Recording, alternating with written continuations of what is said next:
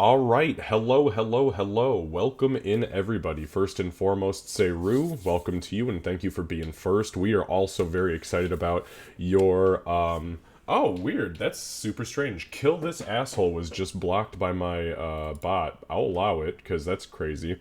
I'm also gonna have to check that because that's also super weird. Anyways, yeah, so Zeru, I'm super excited to watch your campaign, or at least the beginning of it. I'd like to see the style and the theme and how you play this character, because a Circle of the Stars Drow Druid is just a Selûnite Druid on top of it is just such a cool concept. I mean, it's gonna be so much fun. Anyways, welcome on in, guys. This is session number 62 of Unlikely Heroes, our Sunday, our weekly on Sunday Dungeons and Dragons game. We had an 8 hour D&D session yesterday, followed by stream. We had an until midnight D&D session on Thursday, followed by a Friday stream. So I'm at the tail end of what was a ridiculously busy week in the world of role playing and gaming. So please bear with me if I'm just a little bit out of it. I'm still just at the very, very, very, very teeny tiny tail end of being sick. And yeah, I'm just exhausted. So, but we're gonna keep going. We're gonna push through. We're gonna have some fucking fun because we got a lot of things to discuss. We're gonna go through the normal ropes. We're gonna go through a quick XP recap from last session, take questions from the group, and then we'll just go ahead and dive straight into it. So thanks for being here, and yeah, we'll just dive headlong. All right, here we go.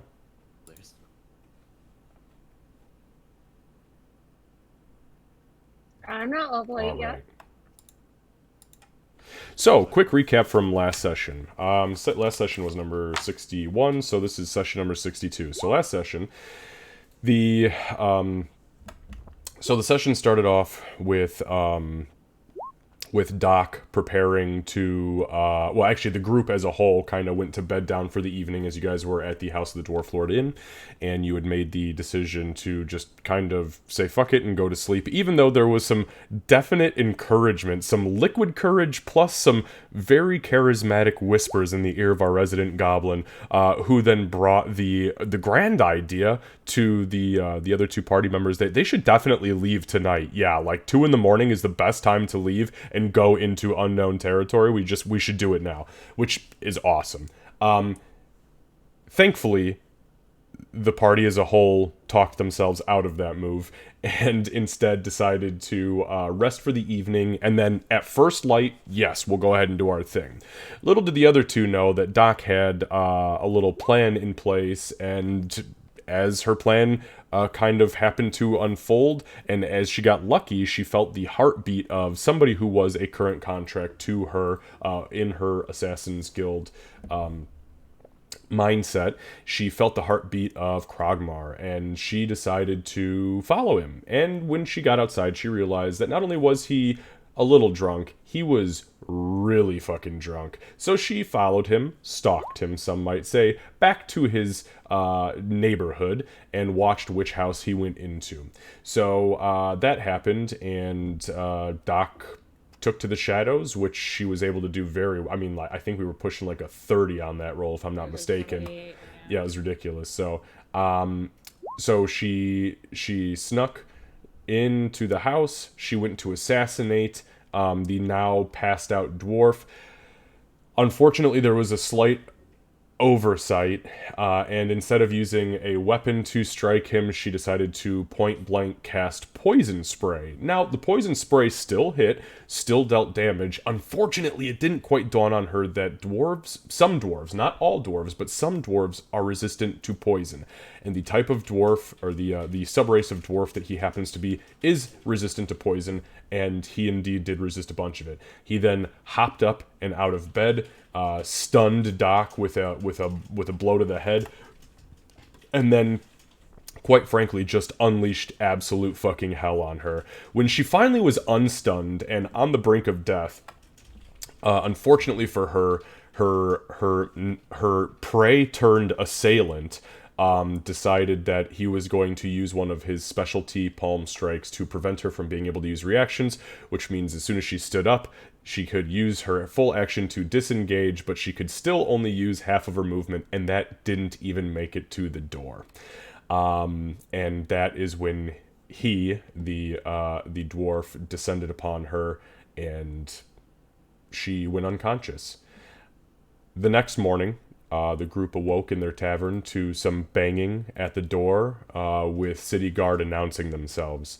The group popped the door open, and they were told to follow them immediately, to dress and follow them immediately. It was then that the city guards brought you guys out into one of the main courtyards in the center of town, and that is where you were shown the now corpse of Doc, strung upside down by her feet, her body just absolutely bloodied to a pulp. You could tell, I mean, fist-sized bruises everywhere, broken bones that were not caused by a piercing or slashing weapon, but she did also have her throat slit. She did maintain her dignity. She was clothed, but she was missing most of the stuff that she had left with the night before. So, with that being said, obviously you guys kind of went into a little bit of berserk. You had her cut down. You brought her to the you had her brought to the temple of Garl. As the guard said that they weren't going to take her at the temple of Moradin, just because she's not a Moradinian. She has clear opposition to that faith. I mean, not true outward opposition, but it's an opposing view set compared to, hey, take her to her own people, let them deal with her. So you guys brought her into the temple. The priestess, the high priestess there, pretty much swore an oath to watch over and protect her body. Performed oh Jesus, what the hell is the name of the spell? Gentle repose. Yeah, gentle repose. Gentle repose. We can't hear you, by the way, if you're talking. So gentle repose, then you guys left, and it was pretty much as soon as you stepped foot outside those temple doors that you beelined for the fucking neighborhood where Krogmar is known to live. Though you don't know where he lives, you know he's somewhere in this vicinity. And that's where we're picking up today. You guys have essentially stormed into this area. People are going about their business, and to be honest, I don't know what you're going to do next, and I know at least one of you also doesn't know. So, and I think we all know who that is. Hit me. I have one clarification question. Yeah, go ahead. I believe last week you had said that Doc had all her stuff on her. Is that correct still? They had all of her stuff with her. So yeah, we're gonna go ahead and actually retract that. She did not have everything with her. If you refresh your character sheet, you'll see what is on there. And that was because I didn't have time in the heat of the moment to remove things from your person. There are some things that are being stored that were on you by the priestess. But besides that, what you see on there is what is on her body as of this very moment. That does not include what may have been stripped from her and put into safekeeping from the priestess. Okay. I have my notes on that, though. But you are dead, so you don't... Right. You're not... Yeah. Asking for clarification. Last week you said that. I just want to make sure that... Okay. Yep, and you did something crazy last week and caught me off guard, and I did not have time to remove everything in real time, so I apologize about that. But... second clarification question. Yes. I talked to one of the locals and basically learned how shit this area was. Wow. Yes, it is trash. They also told me, I think, where Krogmar's house is. They told you what neighborhood he was in, but they did not tell you exactly the house. I thought he pointed at the house. Yeah, one of the villagers said, "Oh yeah, isn't that Krogmar over there?" and pointed. Okay, sure. You can know where his house is. I know you're not going to kick the door down because he'll fucking kill you too. But yeah, sure, you know where his house is. I'm absolutely not going to kick the door down. Yeah, I know. We might. Hey, round 2, baby. Let's do it. After whooping Doc's ass as bad as he did, my man gained a lot of experience points. So, okay. With that being said, we'll go ahead and pick up, unless there's any other clarification points that need to be discussed right now, then everything is as it stands. Okay, cool. So, really quick XP recap from last time. So there was no experience gained from Doc dying. That combat was moot because it was the equivalent of what a TPK would be. She got fucking rolled. So the only XP that you guys gained from last week was 500 experience for roleplay, which honestly is still pretty damn decent. So that would put Gray at 33,206. That's 33206. So close. I know. Aurora at 32,394. And the other two party members at 35,244. Today is day 13. Actually, you know what? Let me just make sure I updated this. I know I updated the calendar. Yep, day 13, and it's noon.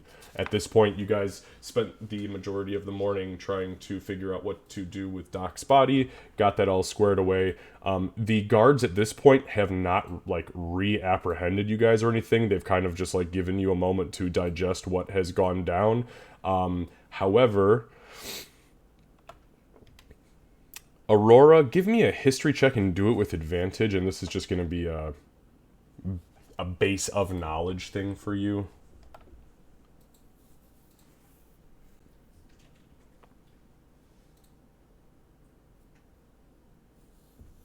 It's slowly rolling.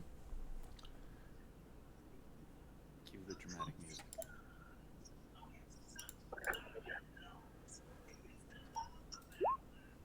Okay, so you would know that, I mean, and I'm only saying this because you're the only one who spent a legitimate amount of time either studying Dwarven society or have been in society as a whole, even with as outlandish as you are. Assassinations, which this was clearly some sort of just horrific, brutal murder or assassination. Obviously, there's a lot of questions to be answered at this point, but something as blatant as somebody being strung up in a tree dead in the middle of a town, regardless of who they are or where they came from, is probably at some point going to start having a lot of investigatory questions asked. So, do with that what you will. Okay, on that note, we are, like I said, we're picking up. It's noon, and you guys are in the square right now, I believe. And let me just double check really quick.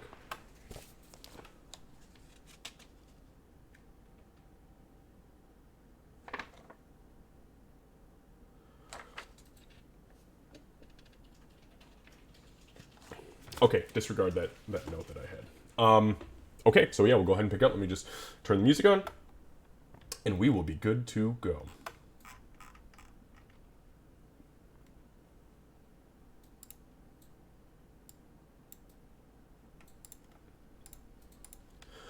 All right, so we'll say for the sake of brevity and figuring out exactly where this conversation was at, you two, meaning Ree and Aurora, have just kind of stood by while Gray said, give me a freaking minute here. Gray started questioning the locals, where he finally bumps into this guy over here, and as he's kind of like coming out of the alley, Gray just appears like a shadow out of the night and says, hey, I've got some questions for you. And through the conversation, the guy goes, oh yeah, I'm looking kind of scared, but not truly intimidated, just like, wow, why are you blocking my path, bro? Like, what's going on? And then he just kind of like points over your shoulder and says, yeah, that's the guy's house right there.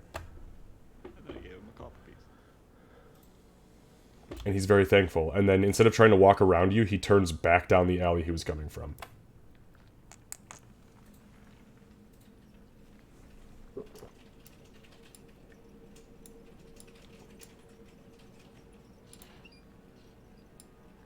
All right, what do you guys want to do?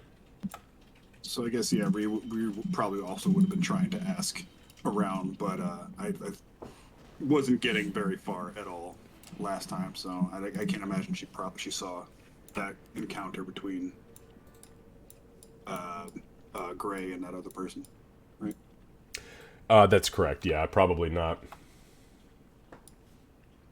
And honestly, most of the people that you even speak to, they probably tell you, as soon as you start talking to them, they're probably like, I just told your friend over there I don't know shit.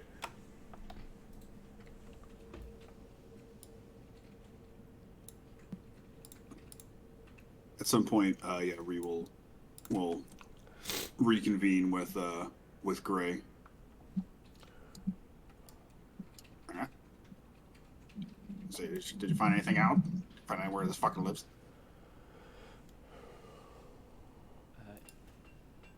Yeah. But Where is it? don't charge in just yet. know if he's home. So Where does he live?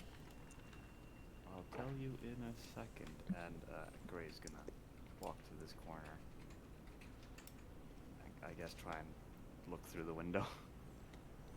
Okay, curtains are drawn. I mean, unless you can magically pierce them.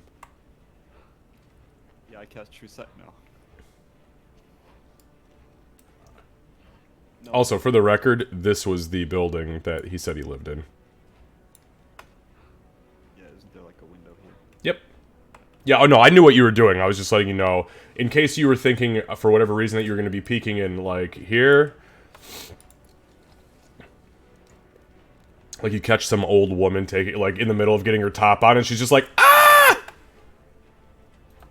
Great, now you guys have a murderer and a peeping Tom. And a goblin. Ew! Go get. Ew. Yeah. Right, he has curtains drawn. I have no idea what goes on.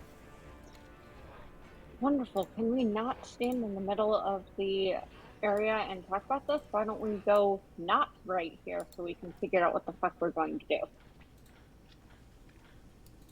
Alright, sure. We're not subtle. Gee, no shit. Thank you. Plenty fucking subtle. Alright, where are we going? Probably down this alley. Well, I have a corner. You have a corner? Yeah, we can go and talk there. The pigs usually make noise if anyone else comes near. You mean all the way back by the bar? Do you want to go and try and do something in the middle of daylight? Kinda. No. Honestly, I half expected you to do something like that in the middle of daylight as well. Glad you calmed down.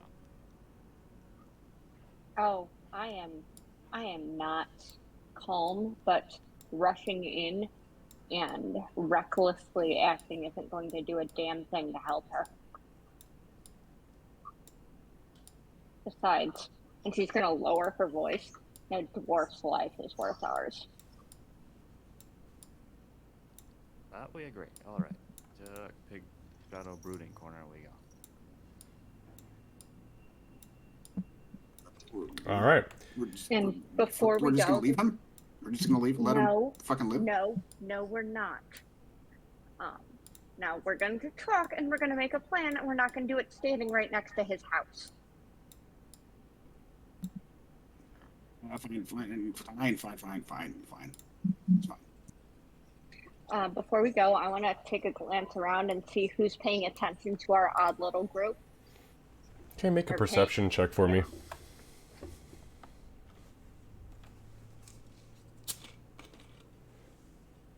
God, my computer's being very laggy. I do not like this. It's not even like D&D Beyond right now. It's being everything. Gotta clean them cookies. Why get so many cookies? Cookies? I have every single week because of Roll20 hating me. Alright, so you glance around. Doesn't appear that anybody's taken particular interest in your group, but at the same time, you feel like as you like kind of glance around, especially with your instinctual paranoia being in this place, it's like you swear you see every door as you do a once over of the area surrounding you. Every door immediately closes shut, window, like the curtains and windows kind of move a little bit, and you swear that heads turn away from you as soon as you look at people. Everybody. Yep, that tracks. She's gonna go and try and usher them away from here. Did they just go into Crocodile's house? Make a perception check. Okay. Please do better than I did. No. Come on.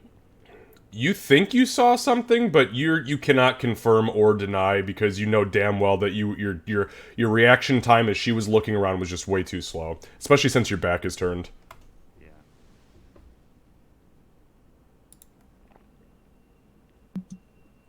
All right. Are we going to your brooding corner? Or what are we doing?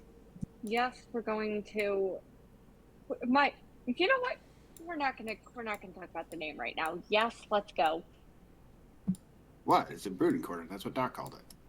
It's absolutely a brooding corner. It's not. Let's go. And she's gonna start walking, but she's gonna make sure that they're walking too, because she's not gonna let them just turn around and race back in. Okay. Ree reluctantly follows. I was gonna say who's gonna be the one. You All right. It's me. No, I followed. Well, Ree wasn't exactly sure what building it was. I mean, could see that Doc was, or Gray was trying to look in a window, but couldn't probably tell what it was. So she'll go. Okay. So, you guys.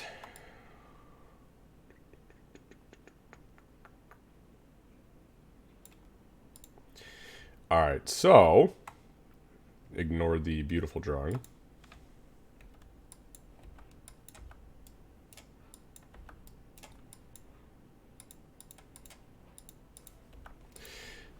Okay, so you guys exit the storehouse quarter and you head down towards the stables and the House of the Dwarf Lord, and you find the hoggy little brooding corner, which is right actually here. Technically, it's like in the stables. It's like right across.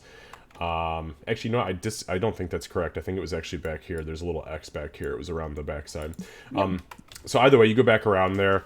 As you walk around, you see two probably elderly like super geriatric dwarven men, both literally in the process. Like as you round the corner, you hear like an audible splash, like somebody just spilled a gallon of milk, and as you look over, the one guy is on top of one of the hogs and the other guy is in the process of slitting its throat, and he looks up at you and he goes, "Oh, lass, I'm sorry, you shouldn't be seeing this. Dinner will be served in a little while. Please, please, give us a moment." As the blood just starts to spill out into the street and then down this little, like, funnel and into a clay drain. Bacon. Yeah. Okay. Well, we still have the room. We could just go into our room. That probably actually makes more sense. Yeah, I guess so. But it kind of ruins the fun. Honestly, not as fun to Oh. say as a brooding corner. Fine, we can go into our brooding bedroom. I mean, it's not a planning corner. It's a brooding corner. I mean, kind of ruining the purpose of it if we're planning. Fine, we'll go to the revenge room then. I like that. We're calling it the revenge room from now on. I like it. Okay. Alright, so you guys enter. That's a lot of guards. Are these guards actually here still? Oh yeah. Yep, they are where they are. So as the three of you enter, you immediately see that the hallway leading down towards the inn's lodging quarters is being currently blocked off by at least two guards that you can see immediately standing there. I guess, approach the guards like, excuse me, we're trying to get to our room. Could be, He nods and he says, "Alright, you can go back. Actually, all three of you should probably go back and talk to our lieutenant. He's doing a full search of your room right now, so if you'd just go ahead and head back there, make this nice and easy on us, we'll get our questions in, be on our way." Why are they searching our room? That is official guard business, and I cannot technically say it in a public forum, but if you want to head back to your room, we can explain everything there. Okay. They both kind of like step to the side. And you too, Mr. Gray and your little friend. Yeah, I'm going. Aurora also goes. Okay. Ignore the all line that didn't exist. So, let me ask you this retroactive question. What, if anything, do you guys currently have in this room? I'm assuming you kitted up, I call your kit your basic kit, because you did not know what you were about to walk into. So what kind of shit would you have left in the room? I left absolutely nothing of mine in the room because I have a magical bag to hold all of my shit, and I thought we were leaving at the crack of dawn. So I was getting Doc and leaving. Okay, And I have understood. the dark pit, so I also kind of carry it on, everything on me. Okay. I probably would have left my backpack. Okay, give me a sec.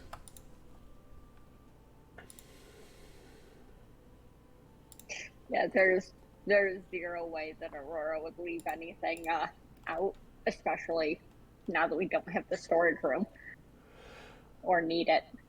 All right,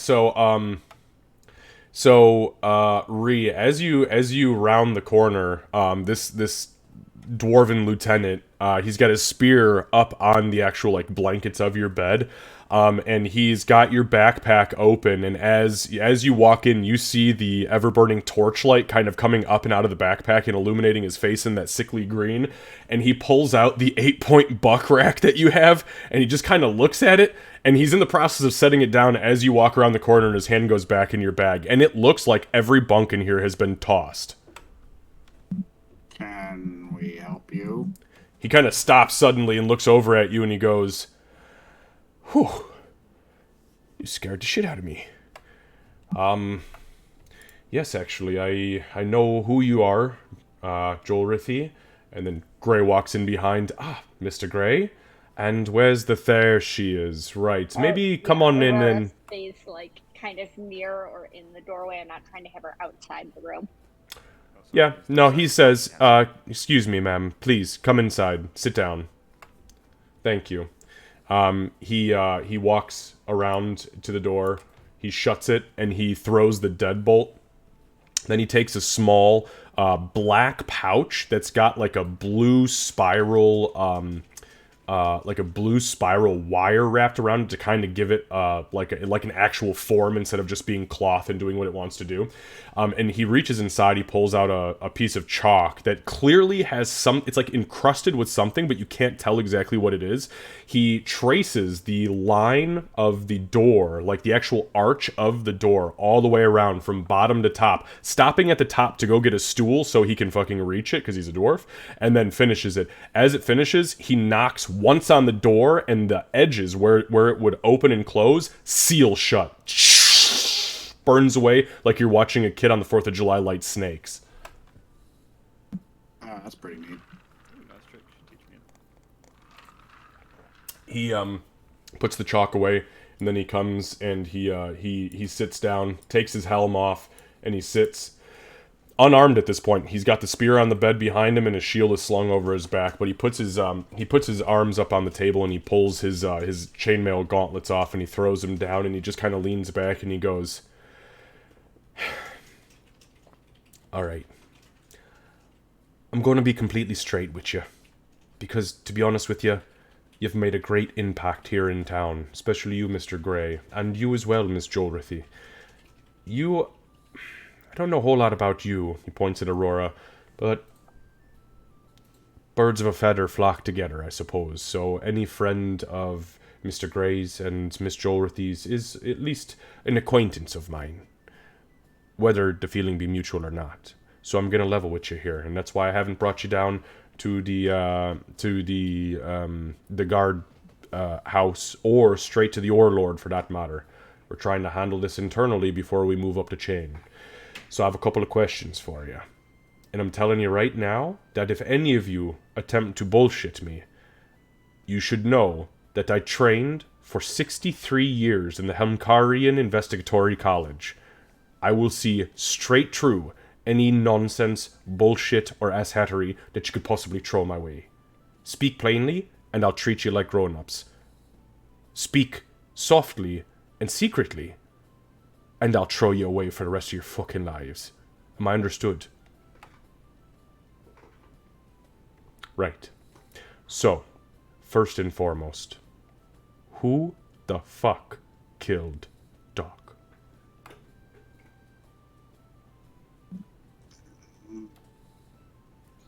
What we were trying to figure out. He kind of blinks and looks over. You truly don't know? You've only been here for 3 weeks and you've made that many enemies? I mean, her death was horrific. It was brutal. It was unnecessary.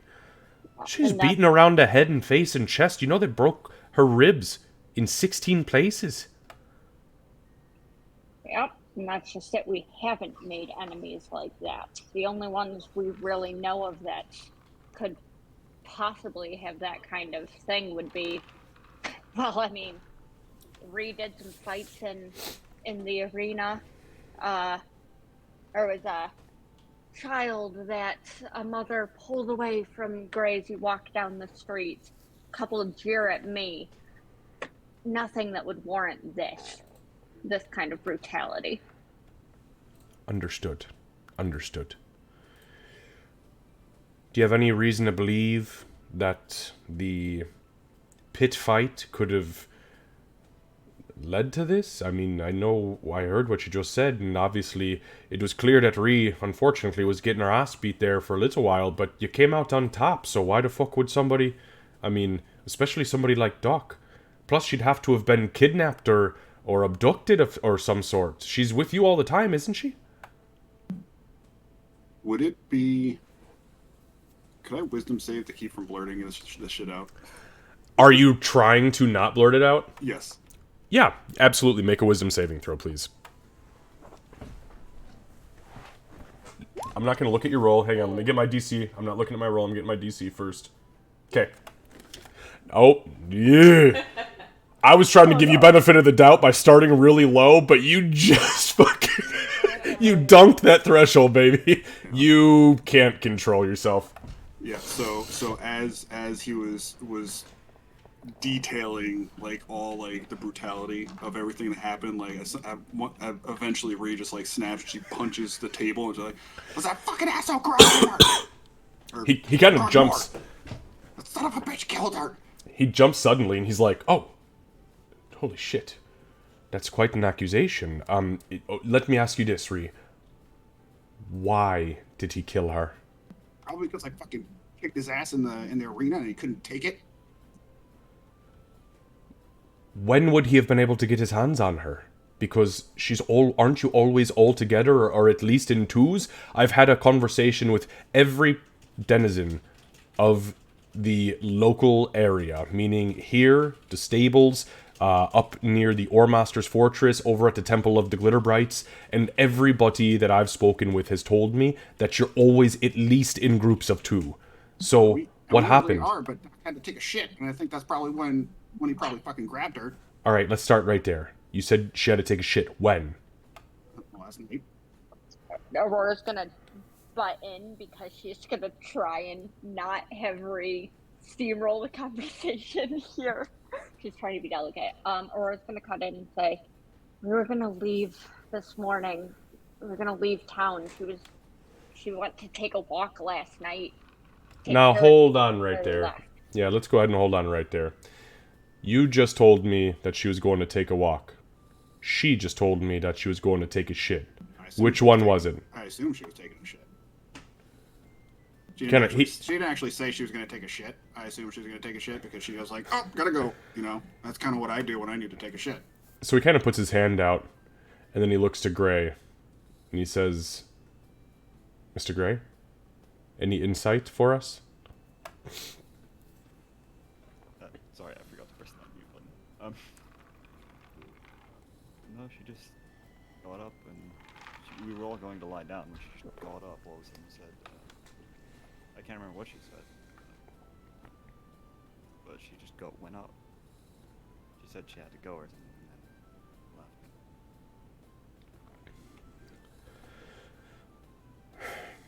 then left. Alright. And there was nothing... I mean, it seems just very strange that she'd just step outside and disappear into the night, and none of you reported her missing. We were the ones who found her this morning. Nobody waited up for her. Because we were gonna leave in the morning, and I was dead tired, and... Aurora looks both embarrassed and angry because she's angry at herself for falling asleep, and I was gonna wait up for her, and I was so fucking tired. We were gonna leave at first dawn, and when we woke up to the pounding on the door, should have been up with her. Alright. Is there anything else that could help me truly find? Because we're going to talk to Mr. Crogmore. We're going to have a very deep and intense conversation with him. To the point where, because I know who he is and where he comes from, I'm going to perform a Zone of Truth spell by one of our clergy members and force him into telling me every detail, verbatim, as it happened. Is there anything else that you could tell me that might help me put this son of a bitch away for the rest of his life, or have him publicly executed for his crime, if this is truly who you think did this? Only that Doc was a good person and she didn't deserve what he did to her. We're going to bring her back. We'll find a way to bring her back. Yeah. He kind of blinks and he says, if I'm not mistaken, we've spoken with the Glitterbright priestesses and they've informed us that somebody reached out to Mr. Xavier from Middleton, so he should be arriving, I believe, tomorrow morning with the potential to resurrect. Is that correct? Yeah. All right. So there's no other information from any of you that could potentially help us put this bastard away. Just that you have a hunch and she left late last night to potentially take a walk or have a bowel movement, and she just vanished into the night. Shit. I said she was going to take a shit. He switches to Goblin and very crudely, like he's really trying to get on your level, like reason with you, and he says the word shite. Yes, shite. Sorry. Yeah.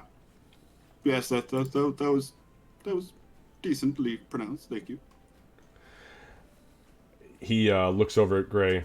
Yes, Mr. Gray. Hearing people speak Goblin is never going to be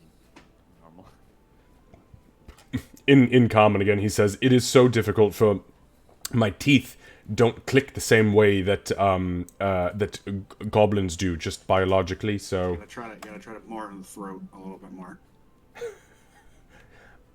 I'll have to practice with it.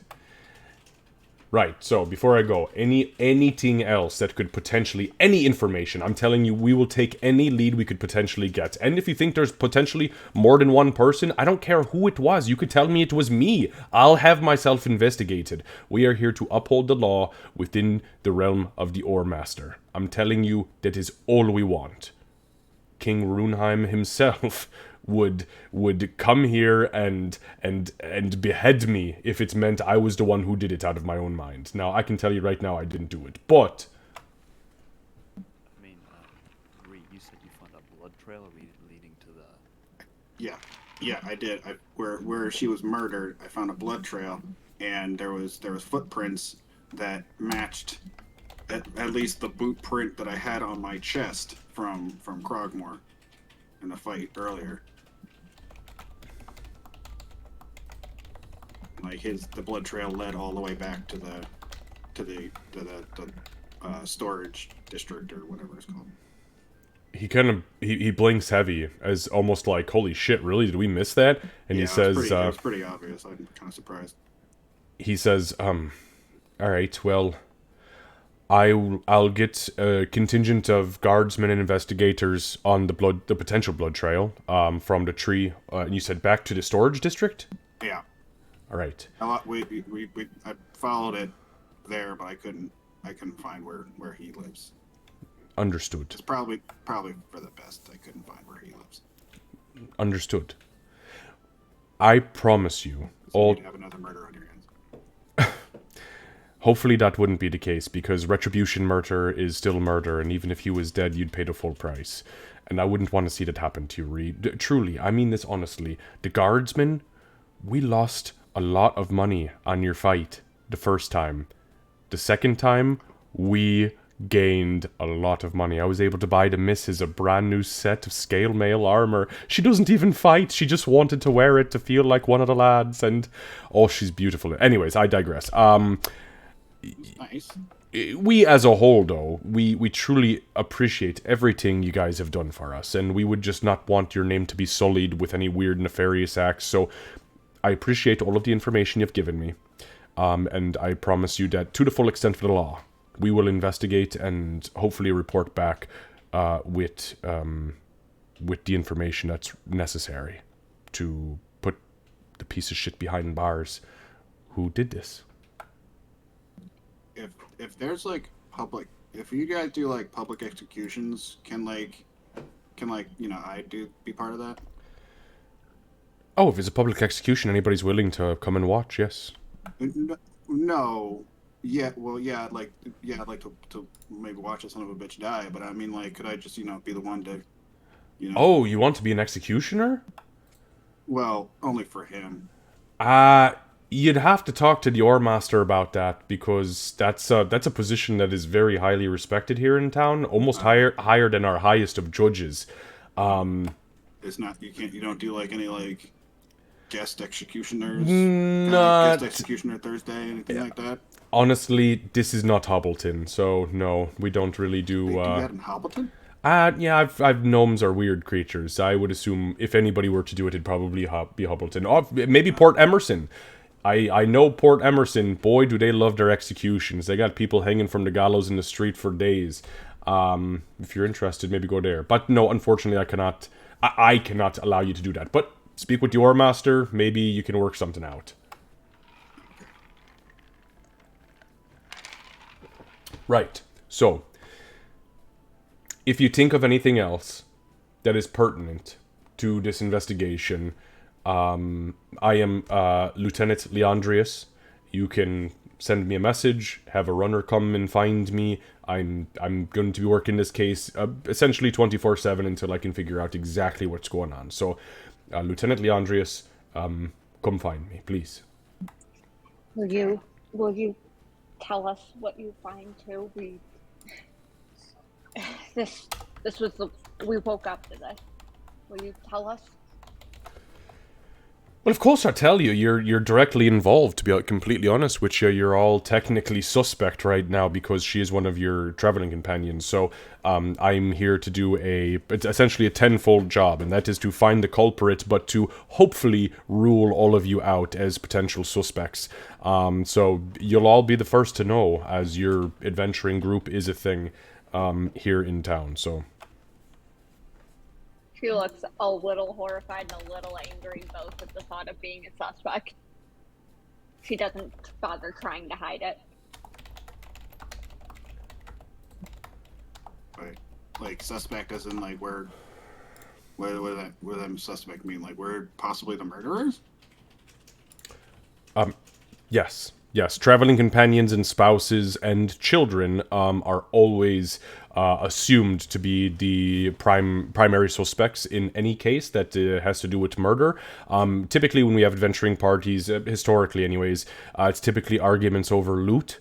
Or payment, especially not necessarily coin, as we have encountered many traveling parties that have a group loot system, but usually the arguments come over magic items. So that's why we're trying to just make sure we got everything kind of sorted out, that there was no... actually, on that note, have you recently found any particularly powerful magic items that she may have been in possession of that somebody else here was particularly interested in? And if you would rather, if one of you suspects somebody else within your little trifecta here of being more suspect than someone else, you're more than welcome to come find me privately. That was a lot. No. None of that. We have been through hell and back again with her, all of us. There's not a chance. He nods and he says, I truly don't believe any of you've got it in you. I don't, and I've seen how sweet Doc is. I've watched her perform miracles here and there. Yes, she can be a little bit shady sometimes, but I've seen her nugget shine brightly in the name of the Glitterbright. So I believe that she is blessed, and I don't believe she's done anything wrong to anybody to deserve this. But we need to keep everything on the table until we know the facts, and right now there's just too many questions. Right, so, I'll leave you be for now, if you'll excuse me. We're going to go actually immediately back to the tree where we found her, and I'm going to have my investigators trace the blood trail back into the storage district, and we'll begin our conversations with Mr.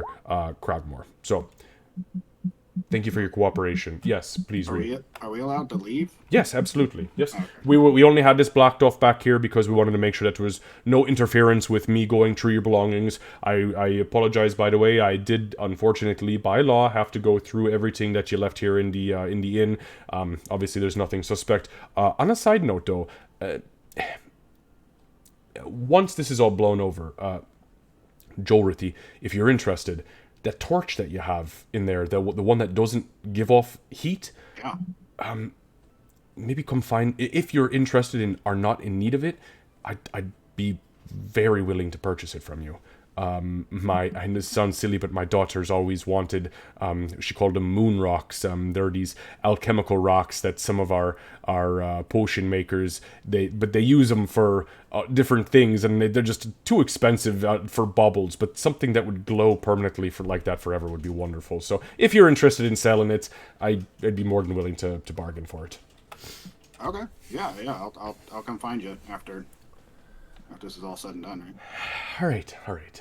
Well, on that note, he slaps his hand on the table and he grabs his gloves and he slips them on. He turns around and he grabs everything from the bed. He puts the antlers back in your pack and he closes your pack and kind of tucks it back in the bed where it was. And he says, I suppose until I see you again, if you have anything for me, please just send me a message or have a runner come and find me or come find me yourself, and we'll go from there. And if I have any other questions, I'll be expecting me morning, noon, or night.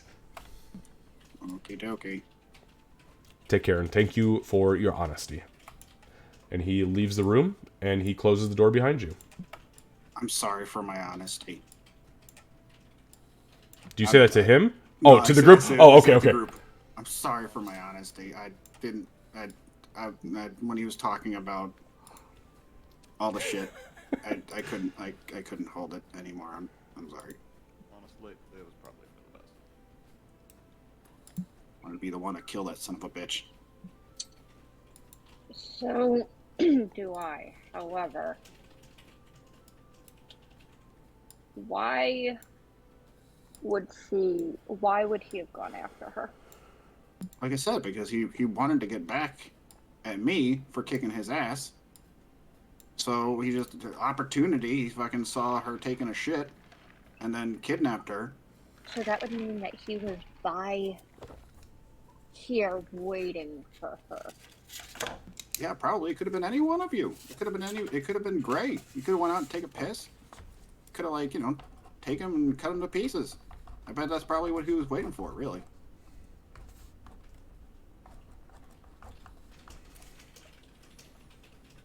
I have no other explanation. That's the only thing that makes sense to me. He's a fucking bully. That's like kind of like his thing. He does shit to fuck with people. It seems. The shit he was saying in the ring with you, I don't doubt it. Right. But he would have had to pull some shit to catch her unaware. Like, I mean, someone walking up behind Gray and hitting him on the head and like him dying, like that makes sense. But Well, I mean, Doc, he was pretty fucking quick. You know. yeah, but for her not to make it even a sound, maybe we could find where around the tavern. When She when wouldn't I have gone far. when I got punched by him, like he has this thing where like if he punches you, like he got me like in just such a way that I couldn't do anything. Like I was like completely like fucking locked up, and that's probably what he did. He probably like ran up behind her, fucking did his fucking bullshit punch booyah shit, and then she was like, duh, and then she fucking packaged her up and brought her off somewhere to fucking Packaged her up. murder her. I am going to skin him alive and drop him off at the fucking camps. Yeah. The blood trail came from the district. Yeah, he probably brought her back to his house. Probably, I don't know what the fuck he did to her, and then dragged her out to the fucking the center, the city square.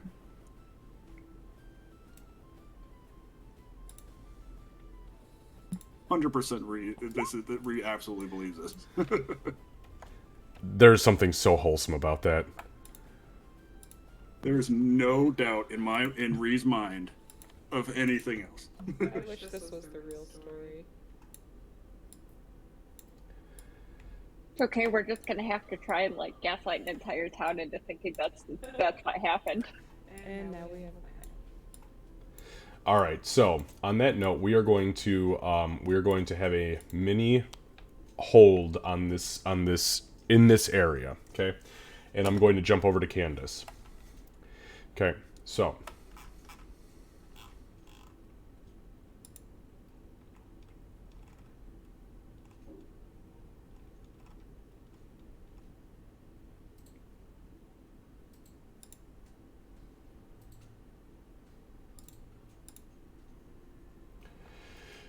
All right, so Candace, the last thing that you remember is your spirit, your soul, beginning to flee your body as you scrambled as hard as you could over the table to get to the door. The final punch from the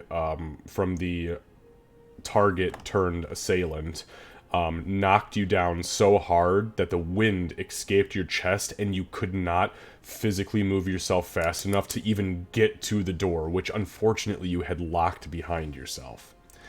Wouldn't have mattered anyways because you didn't even get to it.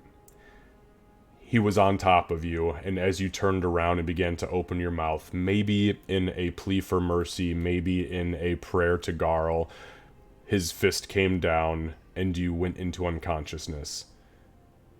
Everything was peaceful in your state of deep comatose sleep. That is until you felt a shudder in your soul and everything grew cold. And there is a flash of bright white light above you as you saw your body below you as your spirit turned to face the now bloodied corpse. You catch the very last vision that you see before you drift into eternal darkness is a dagger coming down and over your material form's throat, and you watch the blood begin to spill from it, and the last pulse.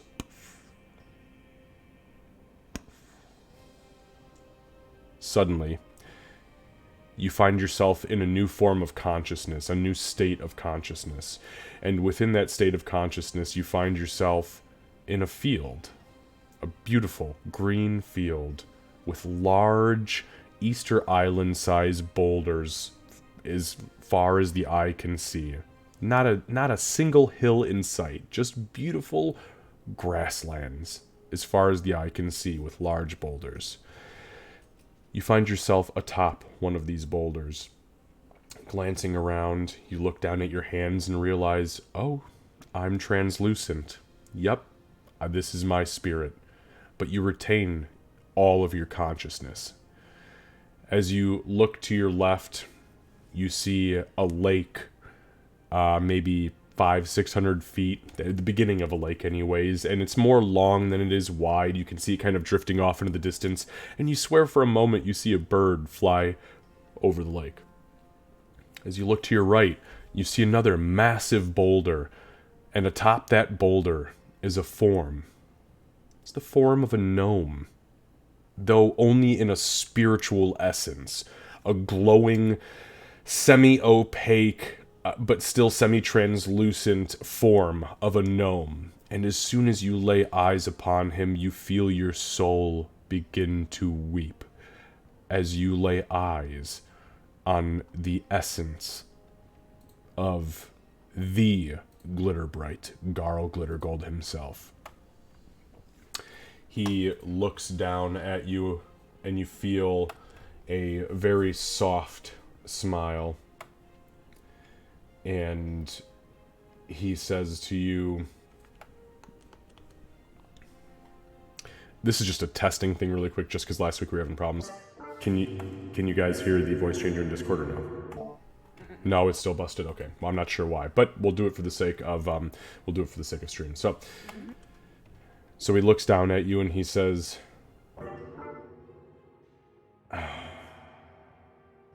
"Child, why? Why have you fallen so far from grace?"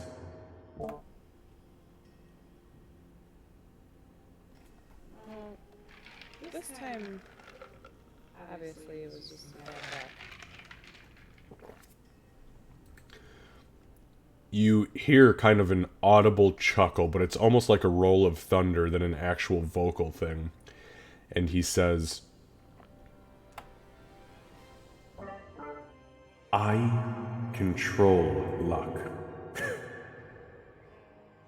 I granted you none this day because you deserved none this day. You fell for the ploy of somebody who works for one of the darkest entities I've ever had the unfortunate pleasure of knowing. And for what? Silver? That was it? Or was it honor? I would have done it for free. I don't know if that makes it better or worse, but that guy, I mean, he really... It's not my place to judge. It's yours, right? But It is, but do insults justify assassination? Do they in the teachings of the Glitterbrights? You know the true answer.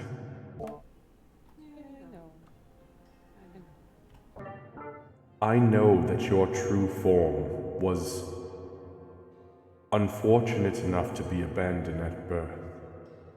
But I saw something in you, and I ensured that the people you were raised with and what you are now, the true form of you, is not the same way as the fallen angels. You have gone down a dark path, and I have stood by and watched it for weeks, months even at this point. In its infancy, I could have snuffed it out and chose not to. I stood by and I supported you, granting you luck from the heavens every step of the way. But unfortunately, I truly feel like this time you've abused it, and you've paid the ultimate price for it. Do you understand that? I do, but I hope you understand that I would never use what you did. Maybe be a little bit stupid, or maybe not fully understand the message you're trying to send. But I would never abuse the power you've given me. Not on purpose. The Glitterbrights do not harm people because they have insulted us. We smile, we thank them for their insult, and we always wish them the best of luck in their endeavors. We do not slay them. That is not how we operate. He was no threat to you. At all. Ever.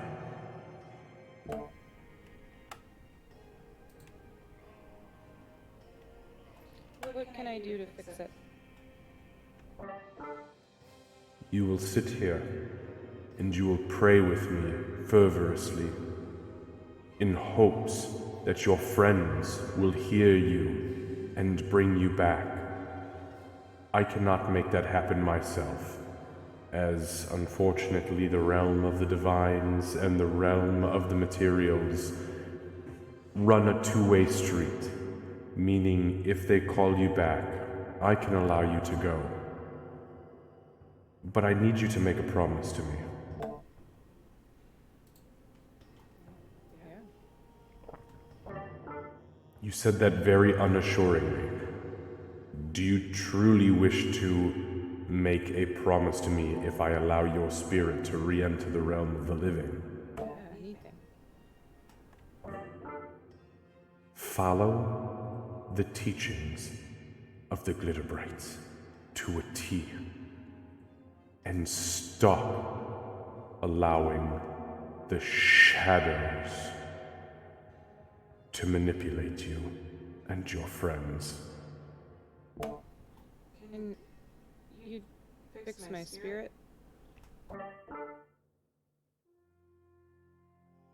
Elaborate. I'm slightly confused, which I happily admit is a rarity. I want to be a Glitterbright more than I want to be an assassin. I understand.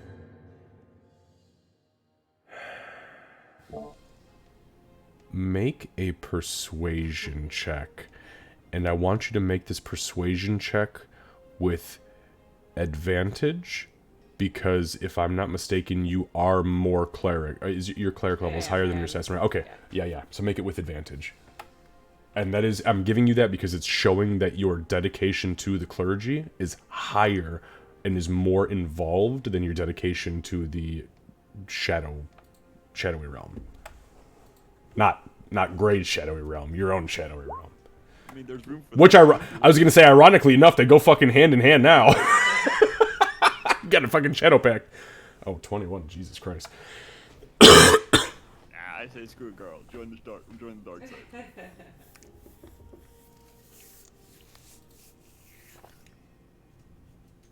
Ree becomes our dedicated Glitterbright, Nocto's full assassin. Oh my god, how fucked up would that be?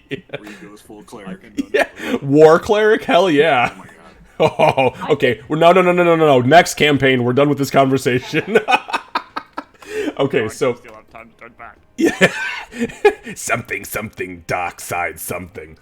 All right. As Doc sees him considering what she said, she says, "You and I both know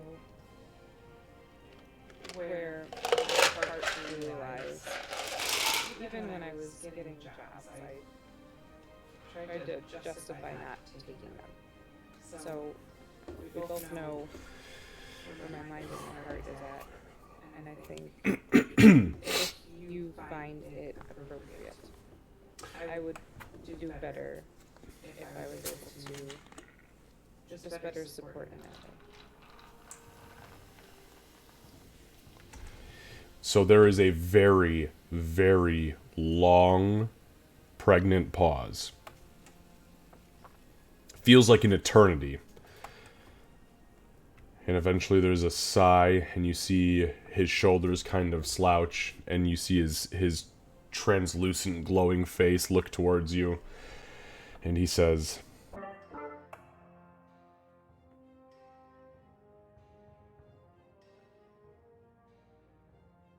I never gave up on you. And I think that's pretty clear. Otherwise, you'd be drifting through the void and not sitting here with me right now. I am aware that what plagues the Prime Material right now is much more than any of your party members. It is much larger than the entirety of civilization on the Prime Material. I am aware of the threat that sits outside of your plane of existence as you and I speak right now. So, I will grant you this request. However, it does come with contingencies and stipulations. Stipulation number 1.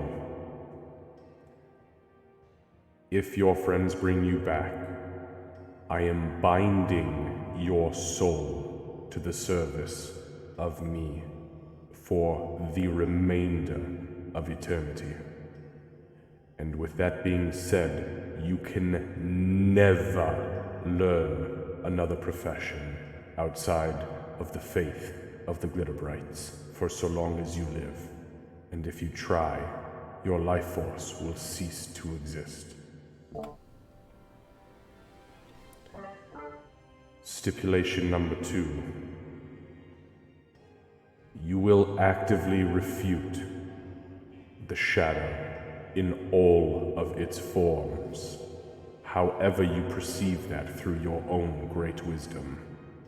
That means within your own circle of friends, or within your own circle of existence. And take what I just said very seriously because it was particular and poignant for a reason. The contingency of these stipulations is that if your friends can successfully bring you back, I will grant you this. If they fail to do so, through whatever means necessary on their own end, I will not send you back on my terms. You can come back on theirs.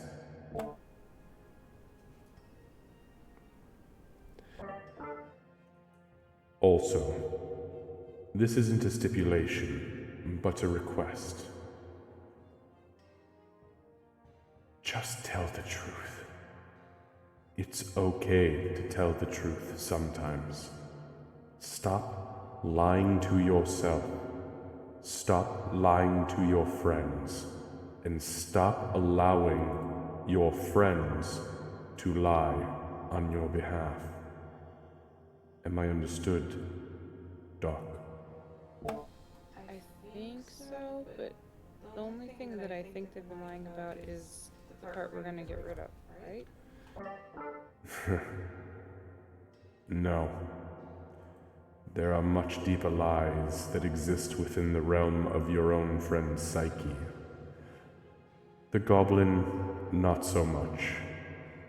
She's great. But the dwarf you traveled with is riddled with lies and filth. The fallen angel speaks for himself. Unfortunately, he speaks for himself on behalf of another entity.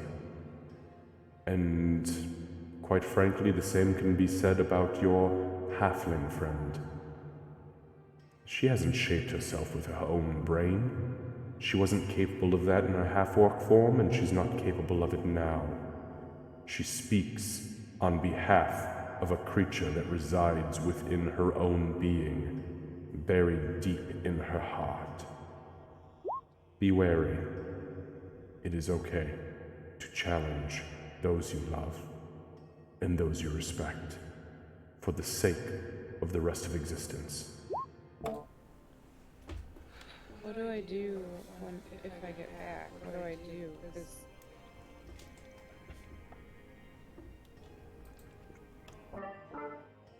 You tell the truth and you face your fate. And you have faith yourself that luck will guide you the rest of the way. Because if you meet my stipulations on behalf of this contingency, I swear to you, I will not falter, I will not waver, and you will not waver in faith to me. that's kind of my plan anyway, was to tell the truth, at the very least to make sure that my friends were okay. So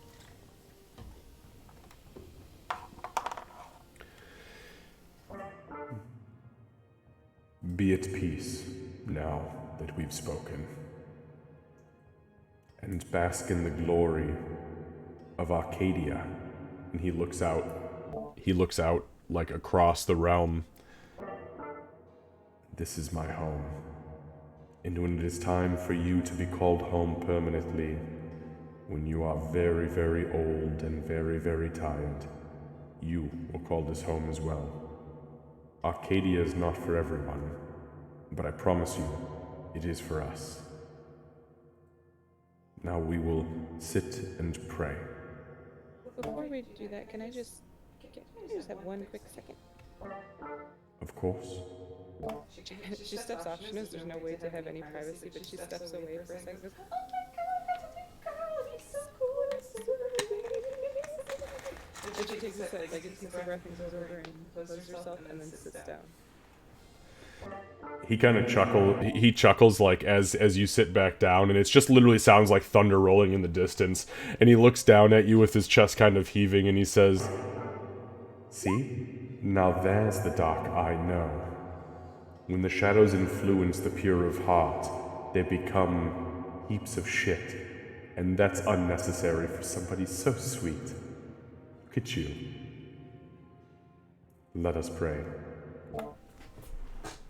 She'll do her whole routine and Okay. still totally fangirling in Yep. her brain. Yep, absolutely. So as you're fangirling and going through the motions and the prayers with Garl, or the avatar of Garl. This was not obviously Garl in a physical form because your spirit would just be obliterated by his grace and divine, but at this, it was all taking place like as soon as your spirit left your body. So there has been a huge lull of you praying, and it feels like an eternity, but it feels like a happy eternity. That you're not being taught anything, but he is praying with you as if his own words are being regurgitated from your mouth. It's wonderful. Now, as that happens,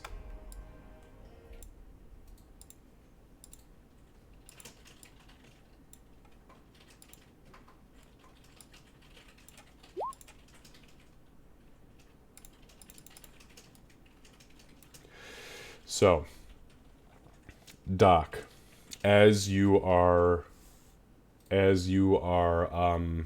going through the motions, you're praying, you are receiving blessings, you are being taught essentially at this point, and a lot of these prayers are prayers that he is explaining to you the very specific details of the blessings he can grant you when or if this change happens, okay? As that is happening, probably what feels like, 200 years, which it definitely was not 200 years, but it feels like that. As the bulk of this situation or of this prayer moment happens, he looks at you and he puts a hand out, and you immediately stop speaking. Your voice ceases. And he tilts his head to one side and he says,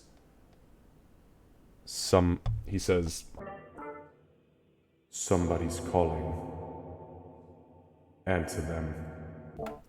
And it's at that point you feel a tug on your spirit going down and into the boulder, and you begin to hear the whispers of the priestess, the high priestess of the temple of Garl Glittergold in Underhill. You feel her calling out to you. You feel very distant. Doc, can you hear me? Please, we have questions. Please arise. Please, just for a moment.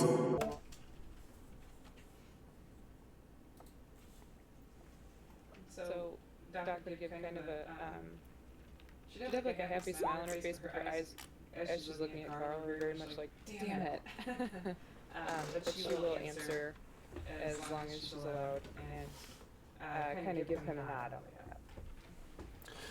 Okay, so what happens is you feel your physical form sitting there with him still. You are still basking in the glory of his divine presence, but you feel your conscious state immediately just get ripped back down to the prime material plane, and suddenly you feel your physical form take a partial hold, and you suddenly lurch forward as you look around the room, partially blind. It's very hazy, like you just see a bunch of black figures kind of moving around you.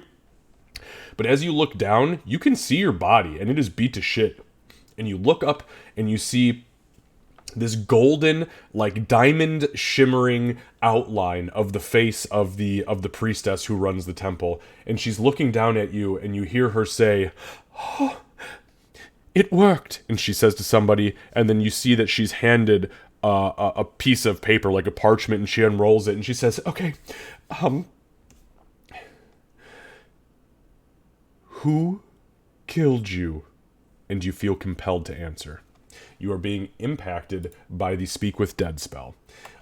With that being said, you only know what you knew when you were alive. Okay, so that means you know nothing about the conversation you just had. Okay, you know all languages that you knew in life.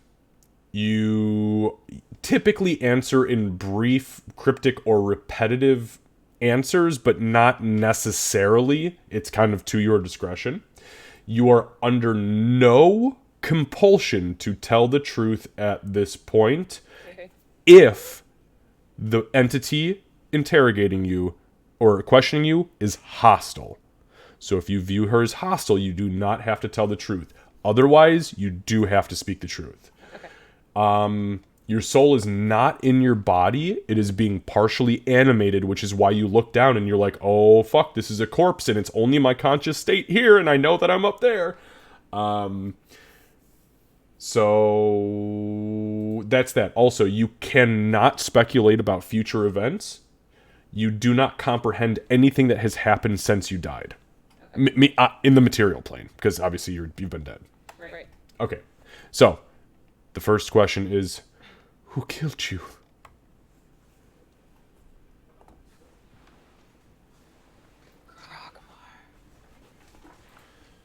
Her eyes go wide, and she looks over to one of the shadows that is moving around behind her, which, unfortunately, because of the spell's effects, you can't see. And she kind of nods, and you hear her voice kind of come across like... And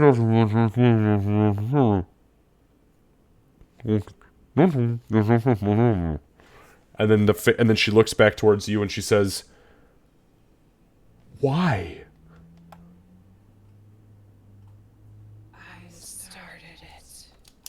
Sorry, can you say that one more time? I didn't catch that. I started it. Gotcha, thank you.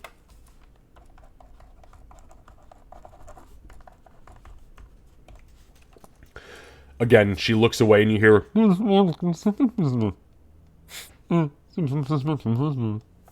She looks back down. And this time you see she kind of kneels next to your corpse and she puts her hands. You feel the hands touch the cold, clammy, corpsey skin. And she says, "Why?"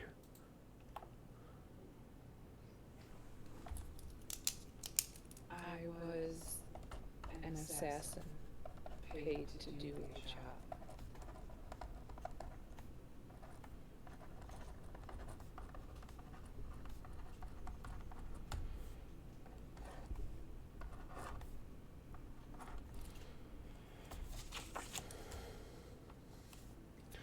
Her eyes kind of go wide again. You feel the hands leave your hands, and she looks out again, and you hear...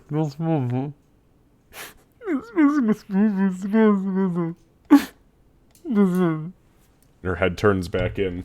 She looks at the parchment, and you see she wipes a tear from her eye, and she says, "Who contracted you?" I knew that was coming.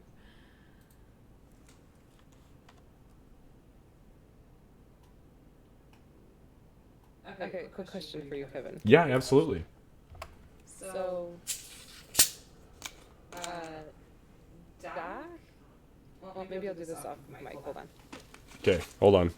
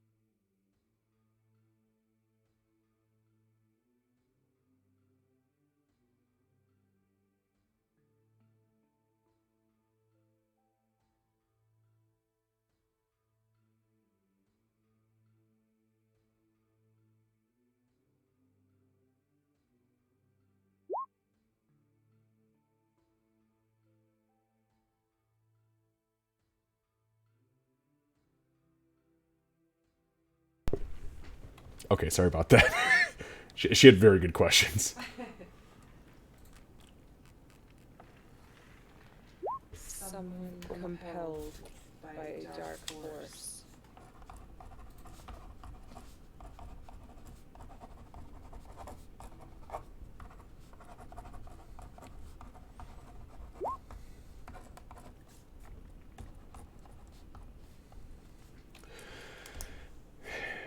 again, she removes herself from you, and you hear.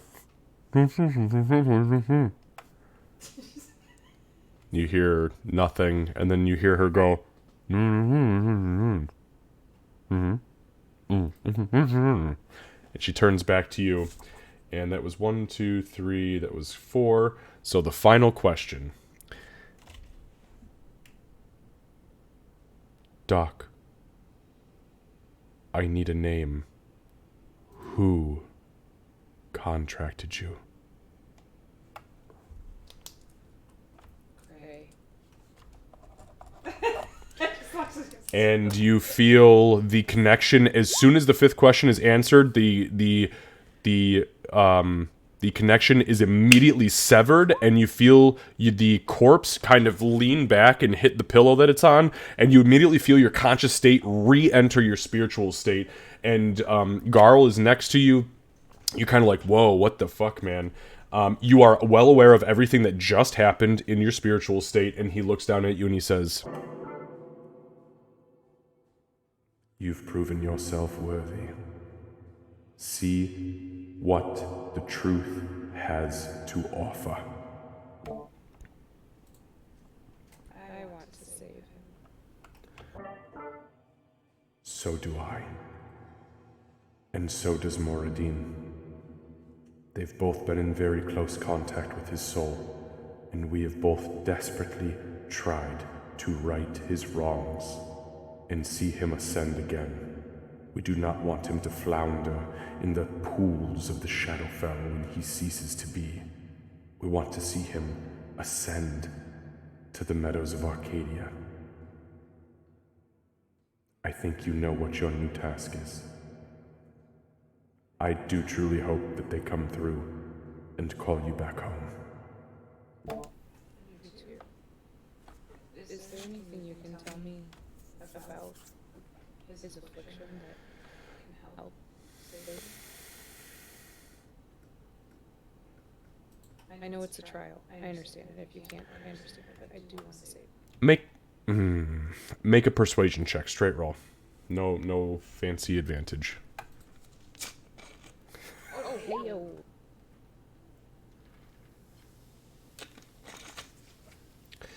So 22 is good, but unfortunately this was a very hard, and the DC was 25. So, Never hit that. Only +3. oh, that's fair. Yeah, you know what? That's a totally fair point. Okay, so either way, he says, no. I cannot tell you about what afflicts him. And the reason being, I don't believe he's afflicted by anything except persuasion. He's not ill. He simply fell from grace, and he needs to be led back on the right path. And I fear that before his journey is over, he will have to face his inner demons. But with allies like you, and Ree, who loves him dearly, and yes, even Aurora, even though she's run him through with at least one arrow. Just thought about I said at least one. He was pooping when the other one hit. Okay.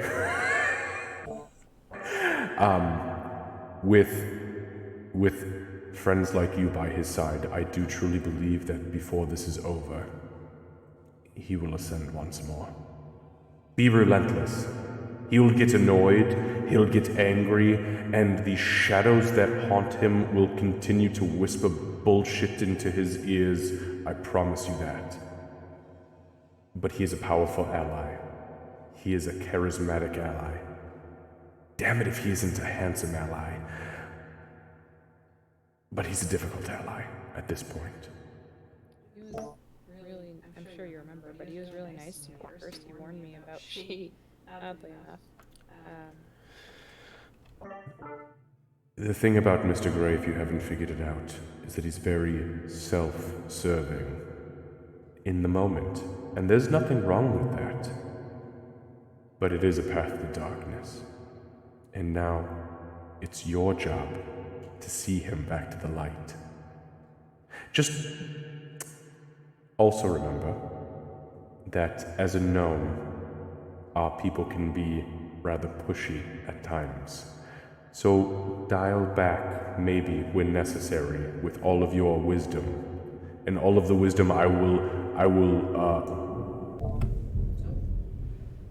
supposed to have storms. What's up, guys? Sorry. Holy shit. Did you guys hear that? No. We just had we have storms apparently right now. Give me 1 sec. A whole lot of thunder.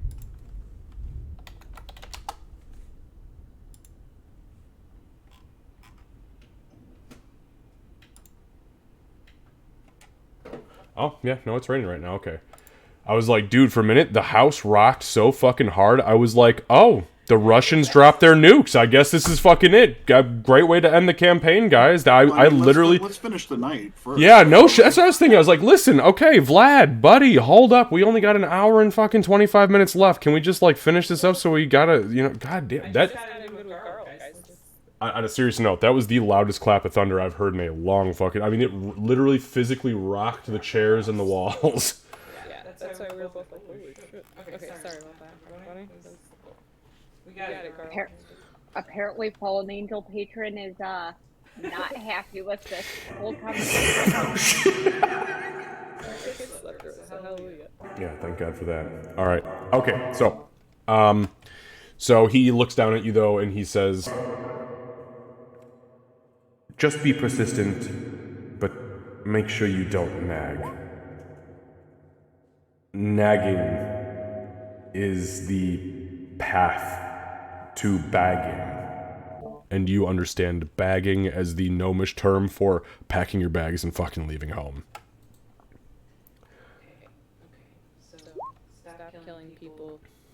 Don't nag Gray. Fix his shit. Stop. Sorry. You don't need to apologize to me, I swear all the time. Fucking idiots constantly abusing my blessings. This is why.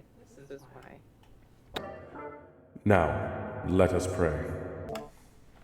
So you bow your head again. Okay. So. Alright, there's the rain. Alright, so we flash back to the house of the Dwarf Lord Inn. We'll say that, again, a lot of this was happening during this conversation. So, what would you guys like to do? Oh, actually, we would like to. It's been more than a week, right? Since what? Since Jot. Oh, yeah. Josa actually went dormant. Actually, yeah, fuck. It's been, so as of today, Josa was recharged like almost, yeah, no, it was like 9 days ago. Oh, damn. But we were doing our downtime, so it was... Okay. All right, well, I mean, I assume there was a lot going on there, so she didn't really have much of a chance to try that. So I think in this moment she would try to test out, give her a little bit extra time, make sure she's all healed up, and then she'll maybe see if she still works and she's still alive. Okay, so yeah, you're like, oh shit, that's right. You like pull the ivory figurine out, and as you do so, you feel it kind of buzz in your hand, and you're just like, yeet! And yeah, sure as shit. Oh, thank God you're still alive. Oh! Hello, master! I thought I'd killed you. I'm so sorry. Thank you for helping us with the gnolls. And I'm sorry I kind of threw you at them as like a I don't know, a fucking boomerang or some shit. Oh yeah, you got him good. Yeah.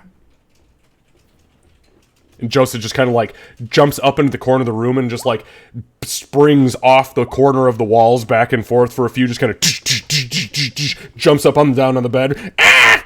Yeah, get it out, girl. You've been sleepy for a while. I bet everybody else in the room is super happy about this. Oh, it's terrible. Yeah, like definitely, Gray, your bunk just got fucking smashed. I'm taking dog's bed tonight. She don't need it. No, I'm pretty sure you can take the floor. No. that is her bed. I mean, there, you can She's go back dead. in the pit for now. She's gonna kill him. Really quick test, guys. Bear with me for 1 sec. Oh, Hey, Better? Okay, sorry. Sorry. Okay, I finally figured it out. I've been sitting here frantically trying to figure out why the fuck it wasn't working for you. Okay, there you go. Joseph, that's the one. Exactly. All right, I think after a while I'll be like, all right, Joseph, guy, let's go back. Let's get some more rest. Thanks for still being alive. I'm glad you're alive. And she kind of back into her little Pokeball. I'm so glad she's still alive.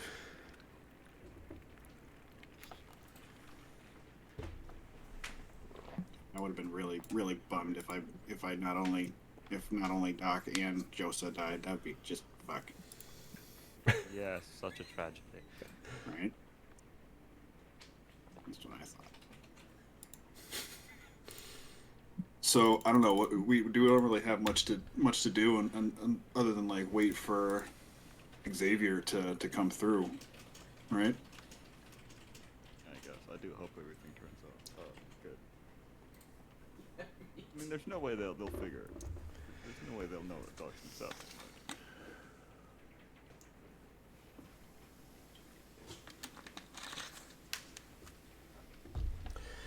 Are we gonna trust the dwarves to bring him to justice? Yeah, he sounded pretty sincere about doing it, right? I mean, he's a lawman. I mean, what else are they gonna do? Speak with the dead? People do that. Yeah, I think you guys have seen. Doc did it too. Well, you guys saw it in the Druid Grove. Remember the corpses that were brought back of the shit people? Yeah. Yep. Doc did it. So some people, you know damn well the Druids can do it.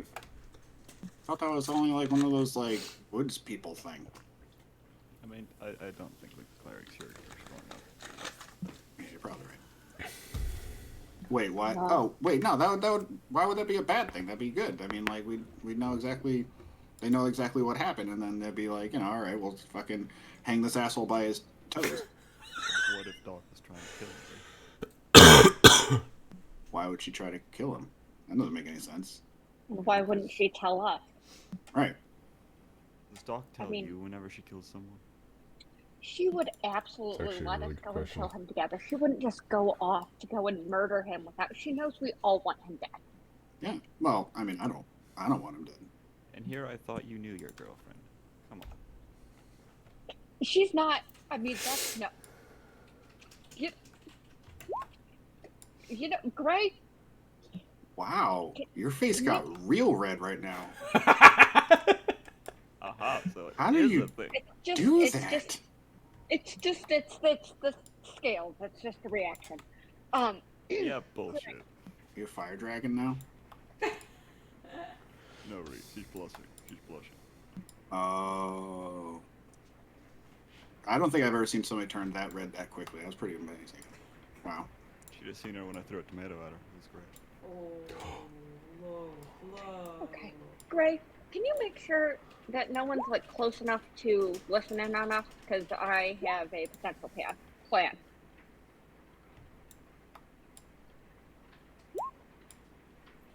Sure. I'll go check out the door.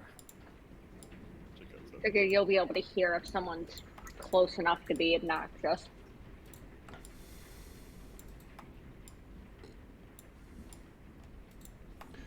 Okay. Yeah, so, Gray, you go to the door. Go ahead and just give me a perception check.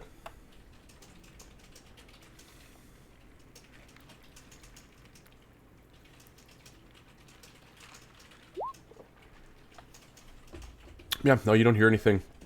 For the time being, anyways.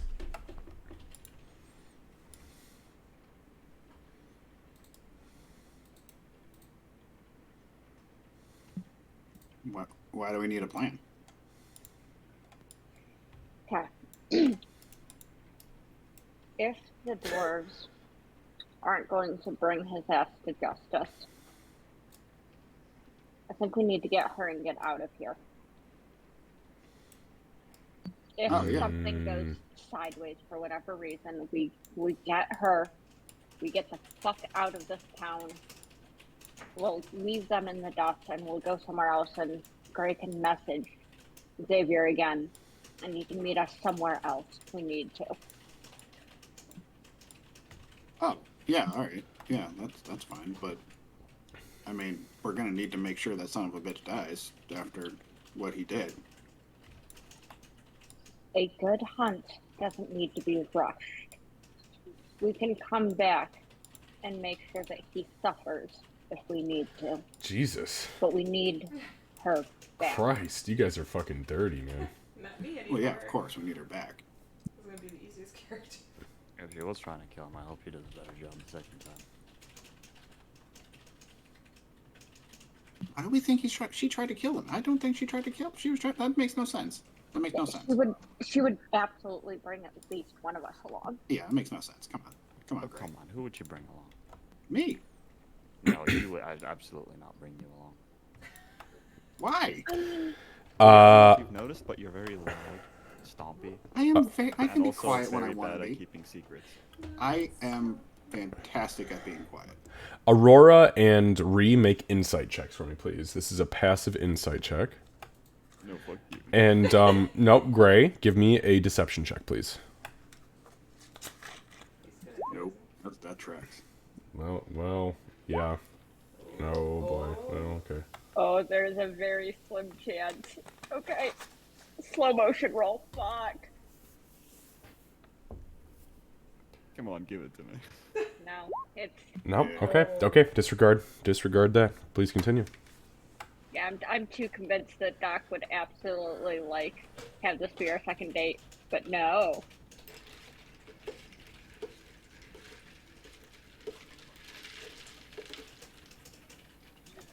Anyway, I told her that if she's gonna do anything dangerous, she always would take one of us, and she would never get far from us. So I mean that, yeah. And we were going to leave at first light anyway, so Right. she was probably just out saying goodbye because she knows, you know how sentimental she gets. Like, she was probably just out saying goodbye, and then he jumped her ass. Yeah. And did that weird knockout thing that you were talking about, and yeah. No But- other explanation. If the dwarves decide to be, well, fucking dwarves and protecting their own, then we get her and we get out. I think they like their law. I think they'll also smack the shit out of their own if they're wrong. I mean, you heard the lieutenant there. He said he'd investigate himself. Who says something like that? Yeah, but they're dwarves. We're a goblin, a fallen angel, and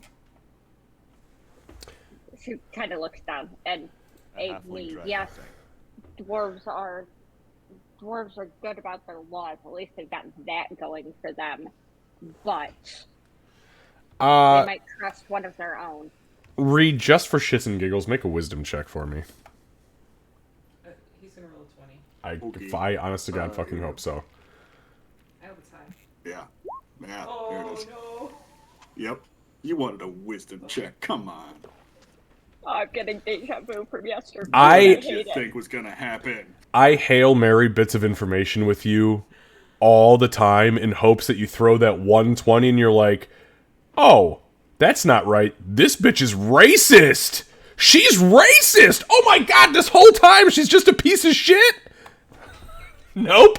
You buy into it. Yep, no, she's right.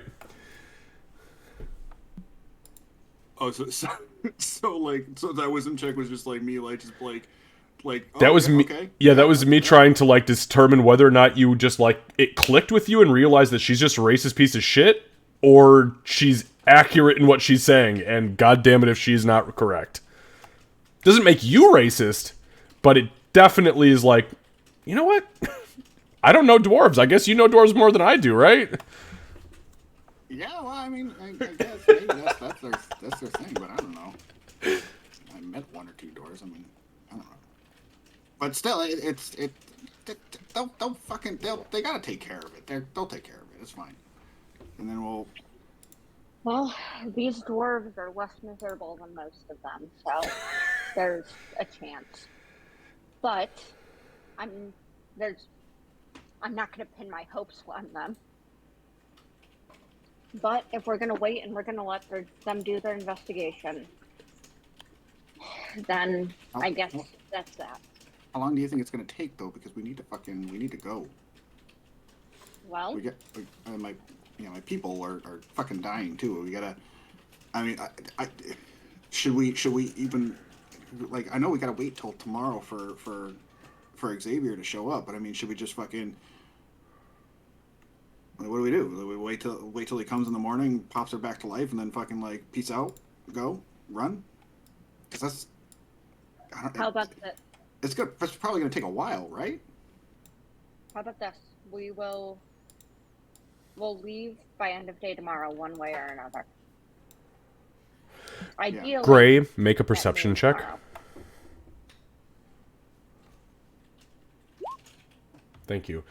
You hear the sound of chainmail, clad bodies moving down the hall towards you. It's happening.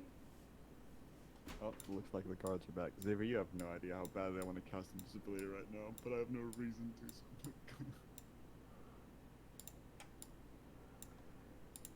All right, so you guys kind of pause for a moment, and then you hear, "Town guard, please open the door." I think it's unlocked, isn't it? Aurora's right. I assumed it was closed, right? They're not going to force their way in. Okay. Aurora's right by it, and she's hoping that the dwarves are not shitty this time. So she's gonna open the door. Do you have news? So you open the door. You see not the lieutenant. You see a sergeant, kind of a probably middle-aged, almost like overly rotund, like beat cop. You know, he was packing the pastries away maybe a little bit too hard during his tenure. But he pops the door open, and he kind of glances in, and he looks around, and he says, "Mr. Gray, I need you to step outside, please." okay. So you step out into the hall, and you see there are another 4 guards out here. All of them have heavy crossbows trained on you. And he says, "I'm sorry, Mr. Gray. I need you to turn around, put your hands behind your back, and lean your forehead against the wall. You are under arrest for suspicion of plot of assassination against Krogmore." Wait, what? He he tips his head back. "I'd advise everybody stays quiet until the investigation and the trial have completed. Mr. Gray, turn around, put your forehead against the wall, and your hands behind your back, please. For plot of assassination of Mr. Krogmore." Gray's gonna look at the hallway and see that there's no way he can get through, and just kind of go with it. So much like the last time you were clasped in irons in this same town, only place you've ever been arrested, by the way, so fuck this place. You did good in Middleton. You did real good. You're technically still wanted in that fucking place. So you turn around. He's very gentle with you, okay? First and foremost. It's not like that first arrest where you were, like, getting thrown all over. He actually, you hear him whisper to you. He says,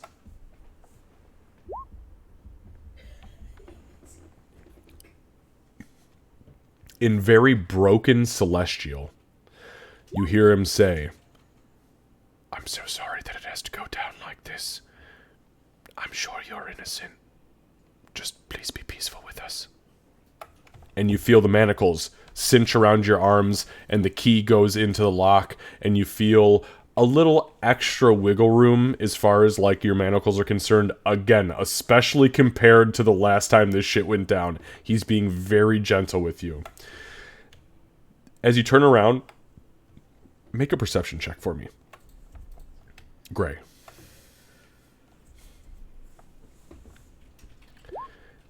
Oh, God. Wow.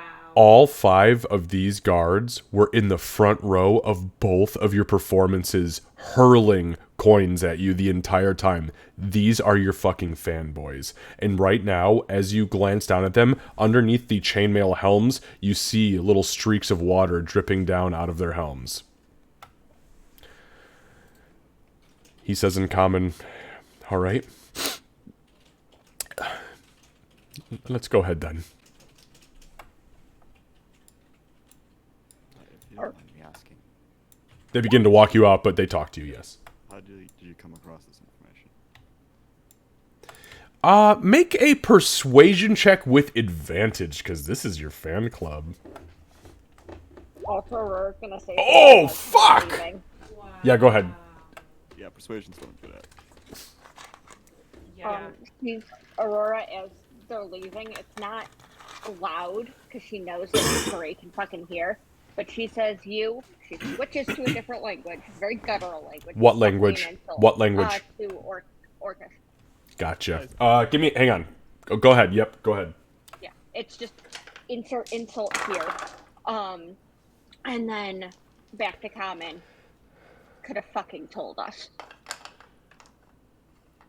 Was that directed at the guards or No, that was Gray? to Gray. Oh, wow. You okay. So as you start to kind of like shout this shit, obviously he doesn't Quiet because she expects Gray to be able to hear it. It is not loud. understood. Oh, you do fucking speak Orcish, don't you? Wait, do you still speak Orc? Mm-hmm. Yep. Yep. Or him or me. No, Aurora. I thought you only spoke Yeah. Halfling, Dwarven, and Sylvan. I picked it up when I got my when I did my next ranger level after the reincarnation. I took it back because Gotcha. Yep. Yeah. Yep. Gotcha. Okay. So, Gray, I'm not even gonna make you roll a perception check because you have the alert feat or the observant feat or whatever the hell it is. You hear it clear as day. You hear the cuss words and then you hear what she says. Okay. On that note, though, with your persuasion check, the sergeant does not answer you. The guy in the very front of the contingent of guards, everybody stays silent. Okay, you don't manage to persuade them, but the guy in the very front left, who have now, by the way, all switched out to spears and shields, you see his head almost instinctively. As soon as you ask the question, you see his head turn around and he says, I was there. Yeah, they performed some sort of ritual on the body of the victim, and it rose almost like a zombie and started to tell tales of what happened.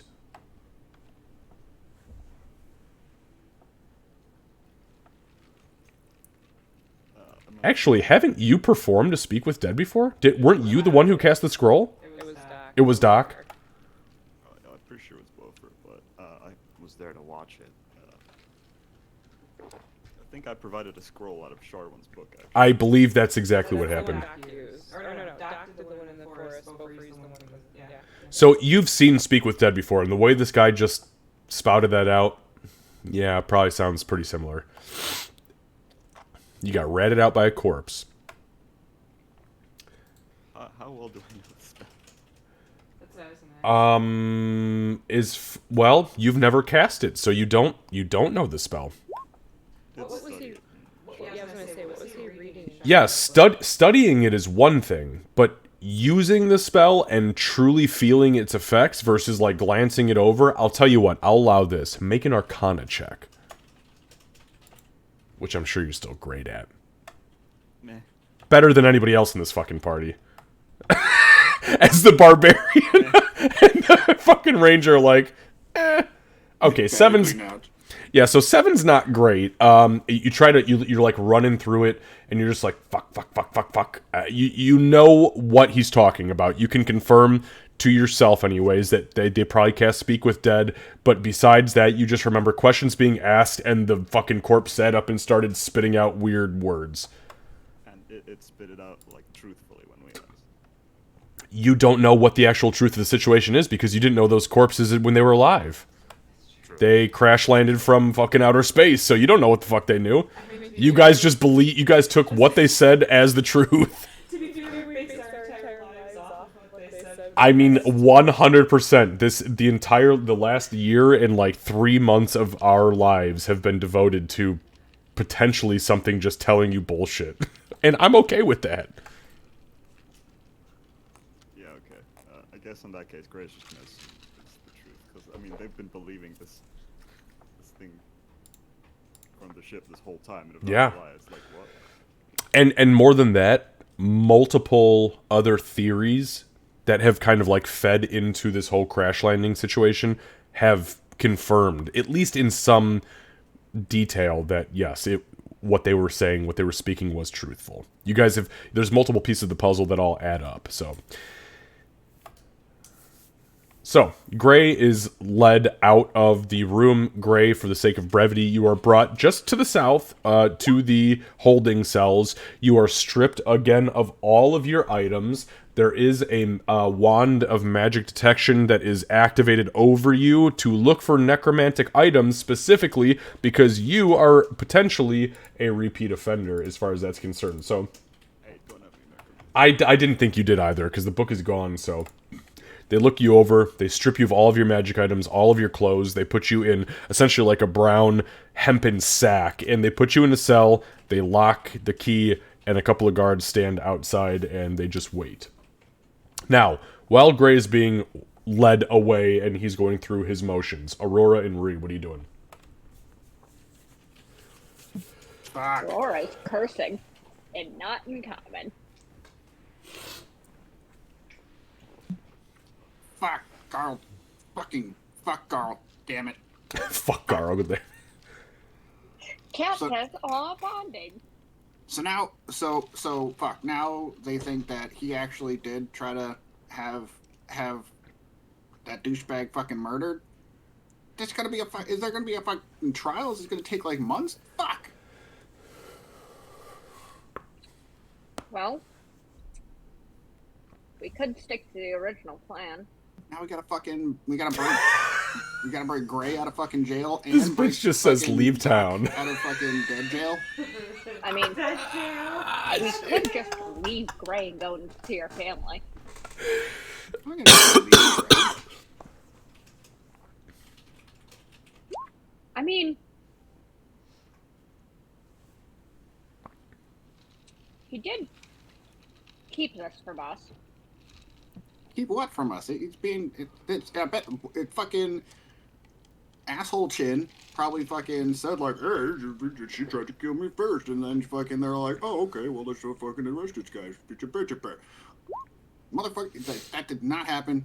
He would not do that. Doc wouldn't do that.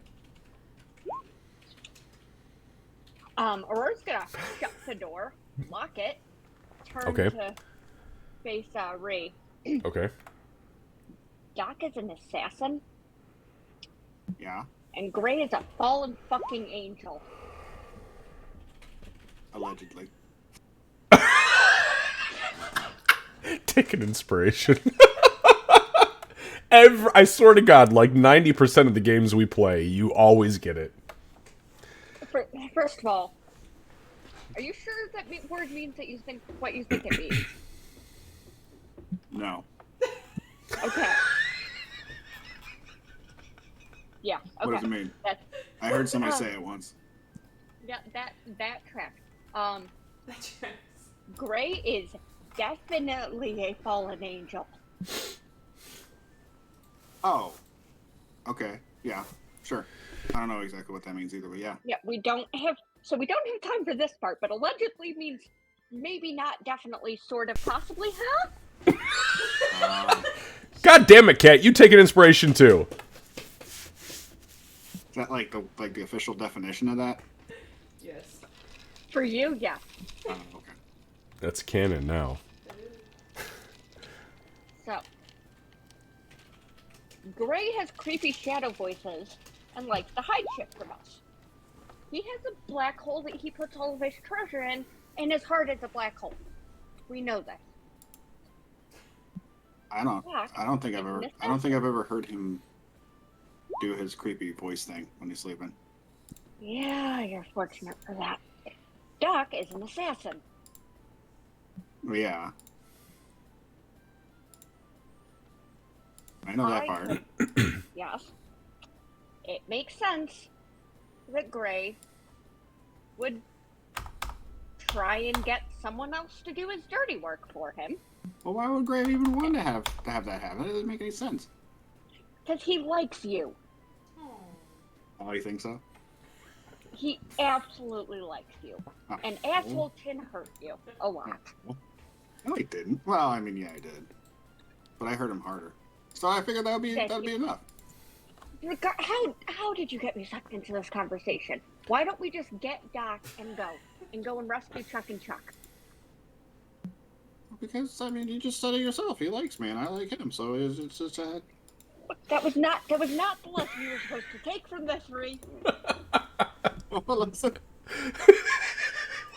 What was I supposed to take from it? If anything, you just really solidified in my brain that we should try to help him.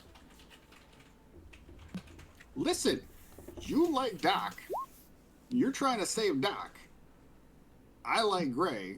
And I'm trying to save Gray also. And I also like Doc too, so we're trying to save them both. And I also like Chuck and Chuck, so I need to save them too. There's too many fucking people I need to save right now.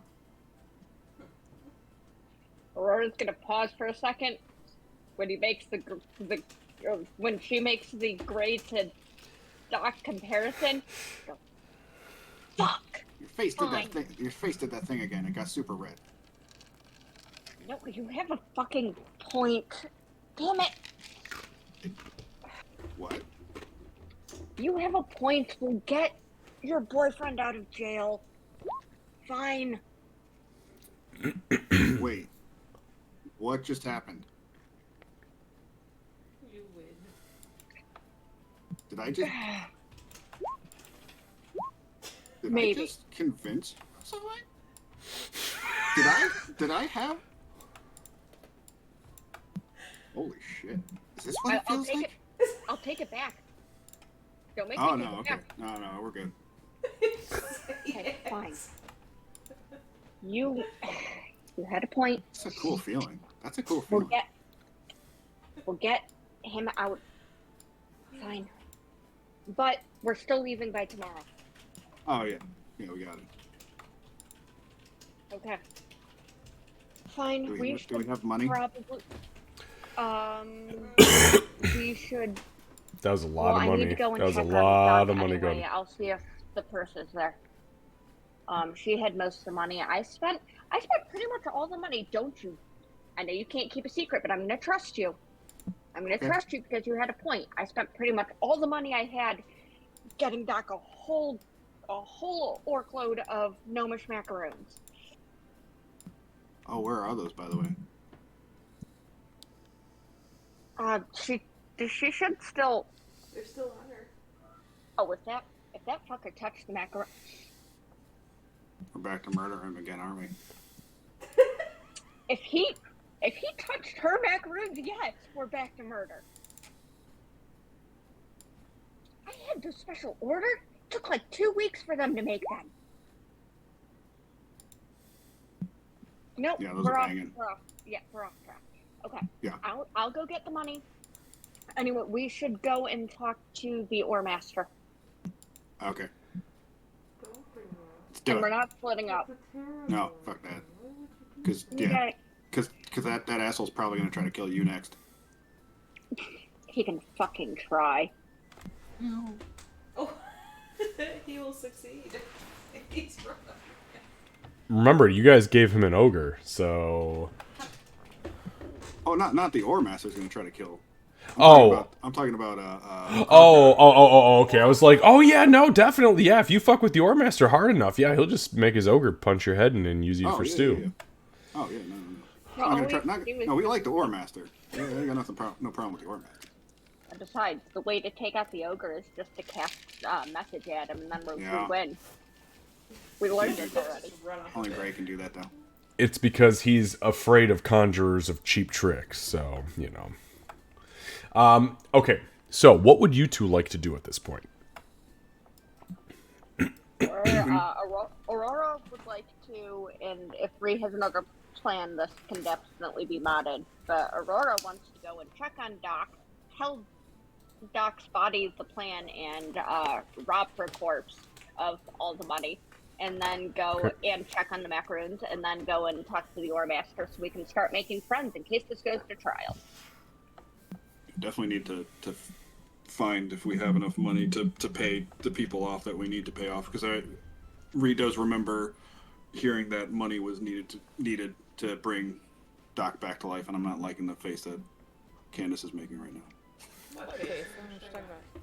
So, just so you know, it's about what we will say for the sake of brevity, because we've moved between a bunch of scenes here, about 4 p.m.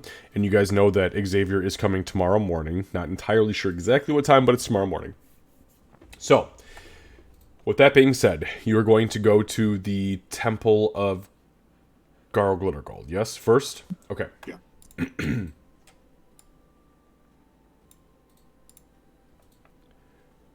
Alright, so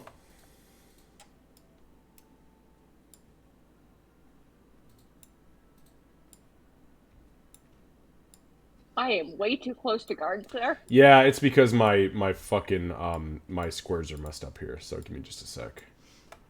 Alright, there we go. I'm like, Gray may have let him take him, but I'm not going down with that fight. Alright, so you two Fight. so you two are led in to the temple, but there are guards stationed on the exterior of the temple, like as you enter it, right at the door that leads into where Doc's body is, but you are given free access to it, as you are not under arrest, either one of you.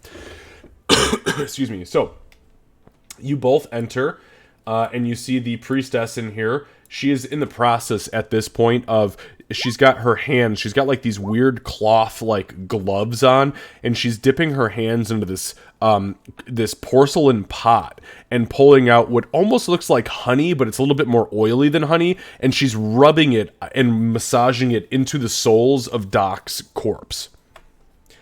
She sees you come in and she kind of stops, but she doesn't stop completely. She just slows down and she says, "Oh, she kind of like looks behind both of you almost expectingly. Is this something I just can us. help you with? Yes, yes, yes. No, I see. She continues to massage. What can I do for you? She almost looks nervous at this point and kind of keeps glancing down at her feet and then back up at you. We're hoping to look through Doc's belongings to make sure that everything is there. She says, "Oh, yes, of course." She kind of like steps, she like sidesteps from like where she is with the feet, and she allows you to come down. And then this little chest down here is the chest that she flips open. She says, "You're more than welcome to pilfer as you desire." And she goes back to massaging the feet. All right, so yeah, we'll take a look through what she has or what was left. Okay, so you look inside the chest. Inside, there is a black velvet blanket laid out on the bottom of the chest to kind of cover up the wood. You find the following: a water skin, which is about 3/4 of the way empty.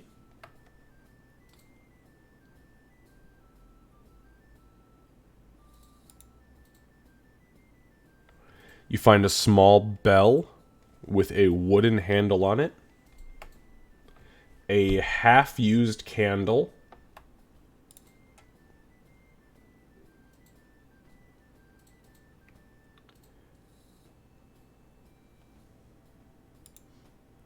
You find her studded leather armor. You find 2 daggers. A hand crossbow. And 10 bolts in a 10 bolts inside of a quiver. And that's all you find. I was afraid of that. Uh-oh. Uh-oh, what? And as you look at her body has been undressed from everything that you guys saw her with, because you found her in her armor. She has been undressed from that point, and now she's just dressed in like linens with that weird like gray aura over her that is preserving her body. Her coin purse is gone.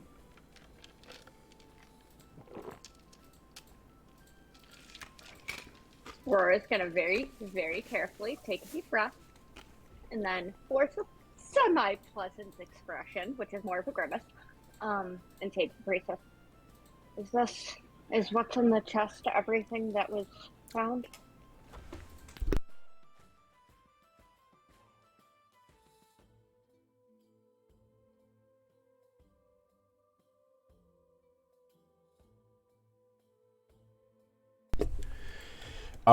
So she says, this was everything except for this, and she lifts up the hand, her left hand, and you see on her pinky finger is a ring.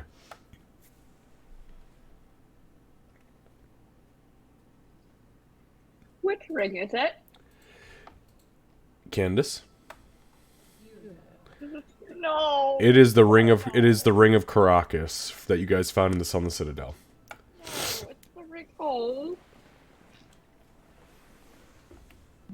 Damn it. That was the ring ranger, from by the way, that you guys. Sandmoister. Yep. Because that's the ring that Aurora gave to Doc. Fuck. I know how to tug on those heartstrings. Um, I'm a professional, bitch. Aurora. Yeah, Lucy. And she, like, she freezes when she sees it, and then, like, she very obviously gets emotional and then tries very hard to shove those stupid fucking emotions into a little box and lock them away. Make a stealth check in the form of deception to... Actually, you know what? No, make a fucking deception check. I'm not gonna make you make a stealth check. You're not hiding shit. You're hiding shit through charisma. Yeah, my stealth's actually better. But I we're gonna know. see. Hey, at least it's not half work levels of charisma. That is true. That is true. That is true. You are much more cute, squeaky toy. Oh, nope, that's still not great. Oh, nope, that was deception. Is it the same? Is it the same bonus? Oh, it was No. deception. I'm sorry. Yep. Okay. So, she's not hiding how she's feeling very well. Rhea, I don't know how well you may read that, but you definitely notice, like, the guards and, like, the priestess kind of looks towards you almost concerned, like, are you alright?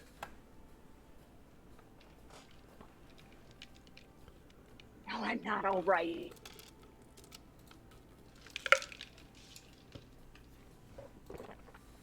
Okay, so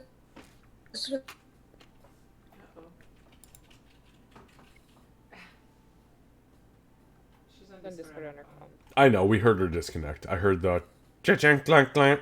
I am robot. I kill. okay, testing. Yeah, there we go. Oh, perfect. Okay. Yeah, it switched ears but didn't fully switch, which was dumb. Yeah, so she says, Fuck that ear in particular. fuck no, I'm not alright. How could I be? And then just looks to Rhea, says, we've got another stop to make. And then back to the priestess and thank you for watching her. She, as she continues to massage the oily honey material into her feet, she looks up at you and she says, as soon as your friend is here, I'll make sure that you are alerted.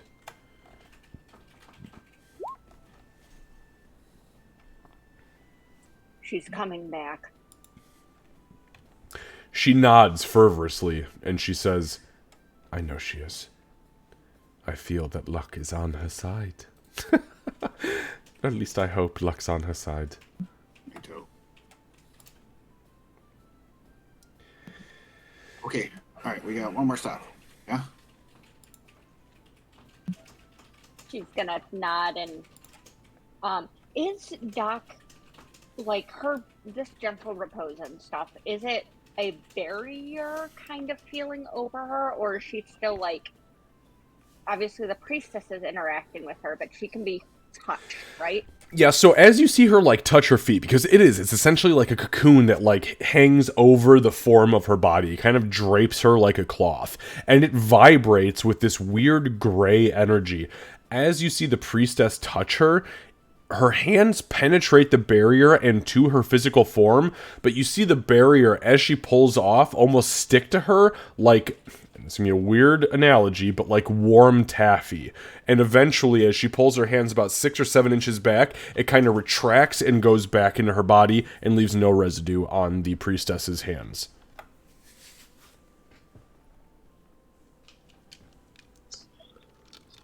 Okay. Then Aurora's gonna kind of like start to reach out to touch like Doc's hand and then stop without and pull her hand back and make a fist. And then Make a dexterity saving throw. oh, well, okay. We'll see.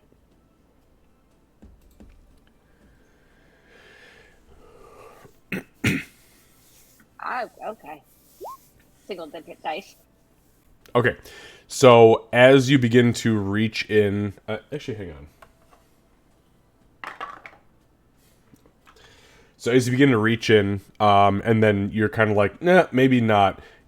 As you are glancing back up at Ree, you see the tail end of the priestess's hand trying to grab your hand, and then, like, come back down quickly like nothing happened. Nobody else seems to notice what happened, but you feel like she was trying to grab for your hand.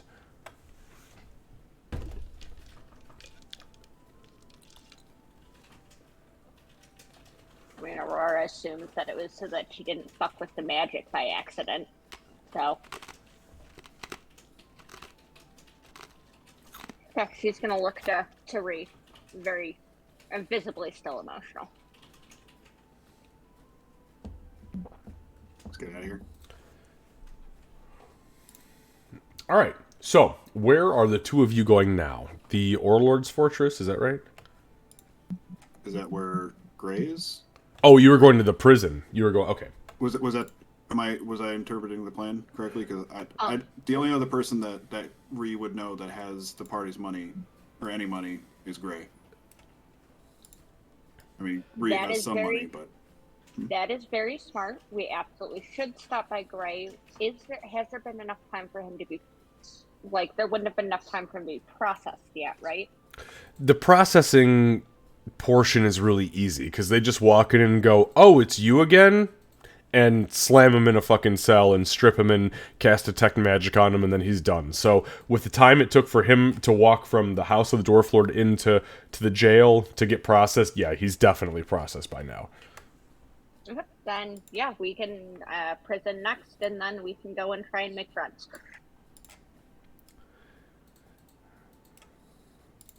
All right, so the two of you leave, and you head down towards the jail. You enter the jail, no problem. The guards let you in, and the two of you have never seen this before, and if you've never heard my description, you walk in, very stony interior. There's almost like a pawnbroker's counter where there's like this big cage that kind of hangs over like the entryway, with a cell door to the right, or excuse me, to the left of said cage. There are two guards that stand in the actual foyer, and then there's a guy behind the counter with a small like divot underneath an opening in the cage that he can accept things into, and then behind that door you're not entirely sure what there is. But as you enter, the gentleman behind the counter, he looks to you and he says, goodness me. Wow, I truly didn't expect to see either of you here. Something I can do for you. Are you looking for somebody in particular? I think I have an idea, but lay it on me. yeah. Well, we're looking for Gray, particularly Gray's things. We come to collect his stuff while he's in prison. Oh, And also to talk to him a little bit. Unfortunately, because we are investigating a murder/assassination charge, I cannot allow you to speak with him right now. But let me get one of my men to see if it's all right if you rummage through his things, and then yes, of course, we'll allow you to take advantage of that. So bear with me for one moment. He looks to the left and he says in Dwarvish, which obviously Ree and Aurora, you both understand. He says, "Can you please go speak to prisoner number 717 repeat and ask him if it's all right if Ms. Jolrithy and I don't know, whoever the fuck the halfling friend is, to dig through his belongings." Aurora. You say that in Dwarvish? Yeah. He kind of, his eyes go wide and he looks down at you. In Dwarvish, he just instinctually says, "Oh shit. Yeah, I'm sorry. so...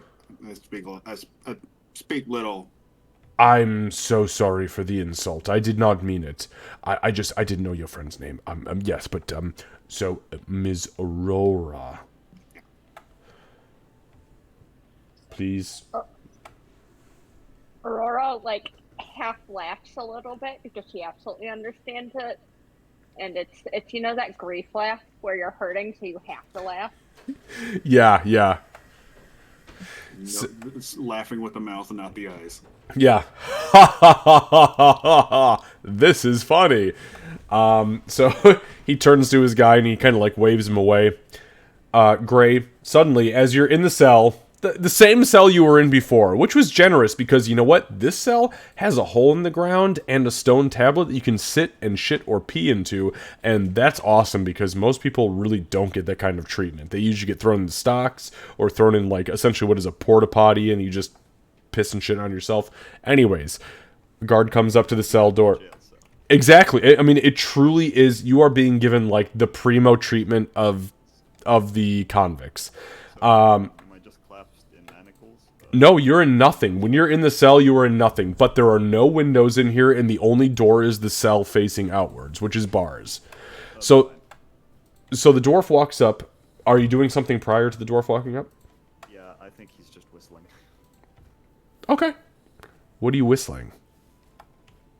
I don't know, some jaunty song. Like Set Sail for Ale? Sure. Understood.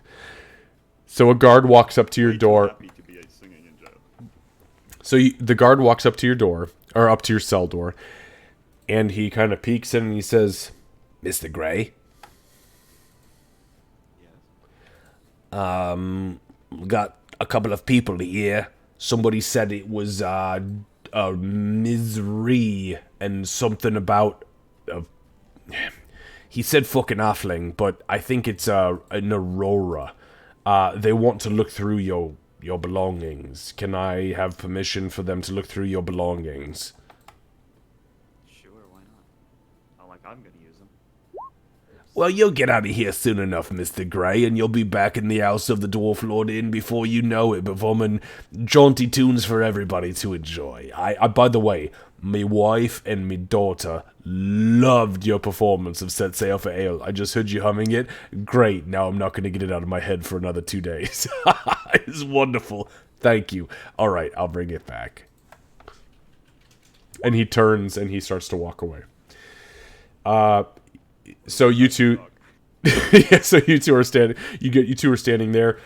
You hear a man in Dwarvish say, "Boss, yes, he's agreed to allow them through to rummage through his belongings." And he says in Dwarvish, "All right, well, let him do it then. Bring him out."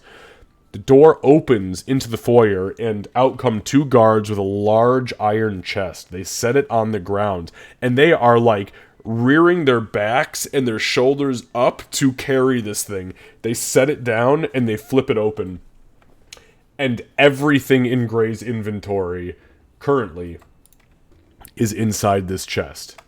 So, what are you looking for particularly? I am in Gray. God, you got a lot of fucking money, dude. Yeah, I got it all.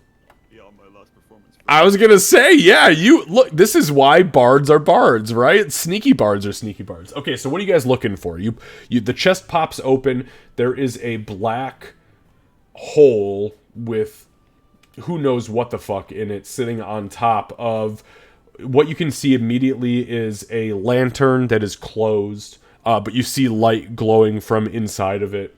There's a dagger. There's a couple of diamonds laying on top. There's a big hand drum.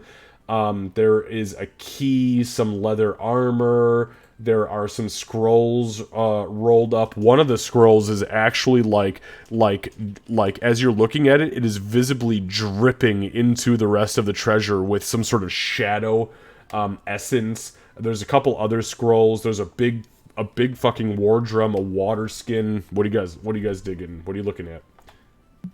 I mean, I've seen Gray use his portable hole before. Yes, Like, all of you have. Yep.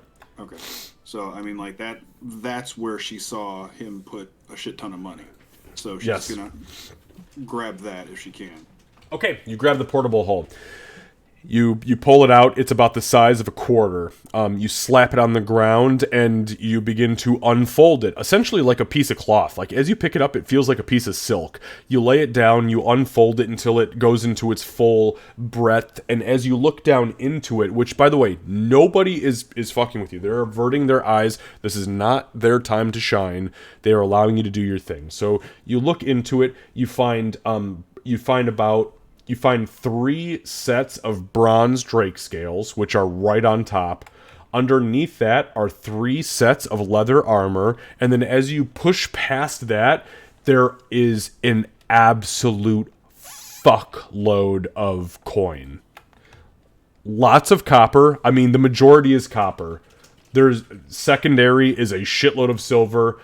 You see gold pieces kind of intermixed, and on occasion you catch a plat. Aurora, do you think there's enough to bring Doc back in here? So my computer's being stupid. My notes just crashed on me. How No, much it's fine. was it for Yep. the that we had to pay Xavier? I think you said 6,000. Yep. Ah, fantastic. Okay. So I'm 600. Was that? Oh, I should have said 600. oh Six 600, copper. 6,000 silver. You know, same thing. Or 6,000. Yeah. I think it was whatever. 6K, wasn't it? Hang on. Aurora's Hang on going one to sec. go- Hang on.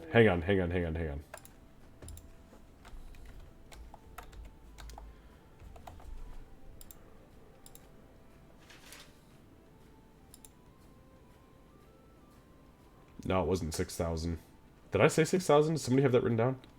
I don't have it written down, but Okay. I think you pretty said sure that's what you 600 said. last time. Was Yeah, it I'm looking at 600 on my end, and that was for the teleport for him to get there and back, and for the 500 gold piece diamond for the raised dead. Yeah, Because it wasn't a resurrection; it was a raised dead.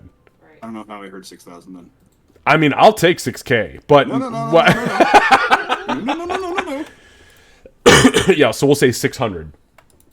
Okay, good. Sorry. Okay. Okay, then in Ree's mind, she's pretty sure that they need about like 6,000. Sometimes it pays off to play a dumb character. I absolutely agree. Aurora is going to step over and kind of take a look at the coins.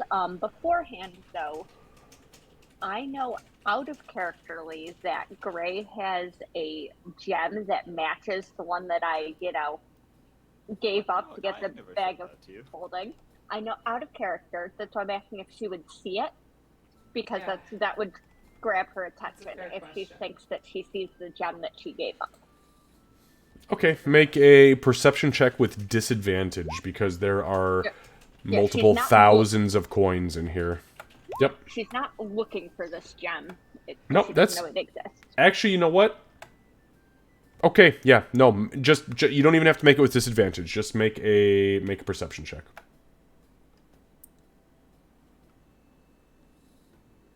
Oh, and it's a nat. Wait, no, nat 1, but I have lucky, so it's re-rolling. Pretty good. Oh. You do not see that gem in there. Nope. So she's gonna take a look at the coin, and I'm assuming there's more than 600 worth there. Okay, give me just one sec. Yeah, like we need like 6 million or something like that, right? To make this happen. He shoots a kind of a glare towards the cell and like, "Yeah, that sounds about right."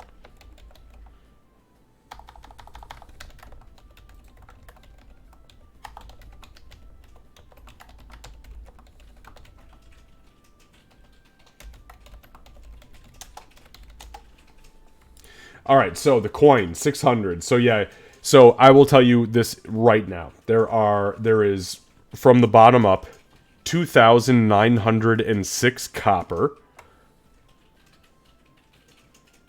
I'll let you write this down. 488 silver. 98 gold and 5 plat. And that is every single coin you find in there.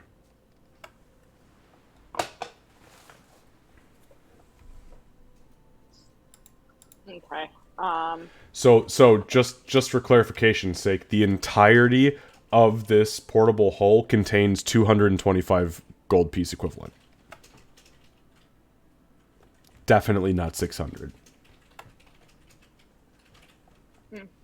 She's going to look at it. It takes her a little bit to sift through the copper. But actually, this is going to be stupid. It would be faster to just pour it into her pouch than try and count it manually, because the pouch she'll have an instinctive understanding, right? You can't pour it. You have to scoop it. Because this is a portable hull. It is literally it is a permanent surface when you unfold it.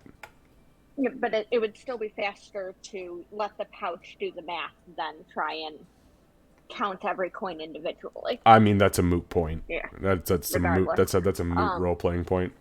Yeah, but it's gonna take her a second to kind of go through and say, "No, it's not enough."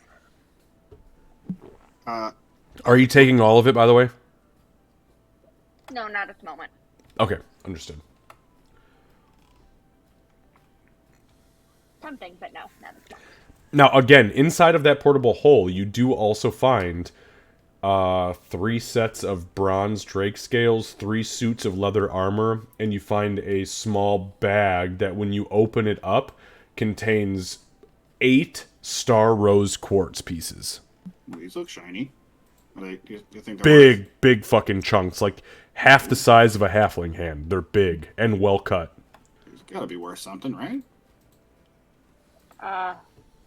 If we're allowed to take them, we should go and see if we can pawn them.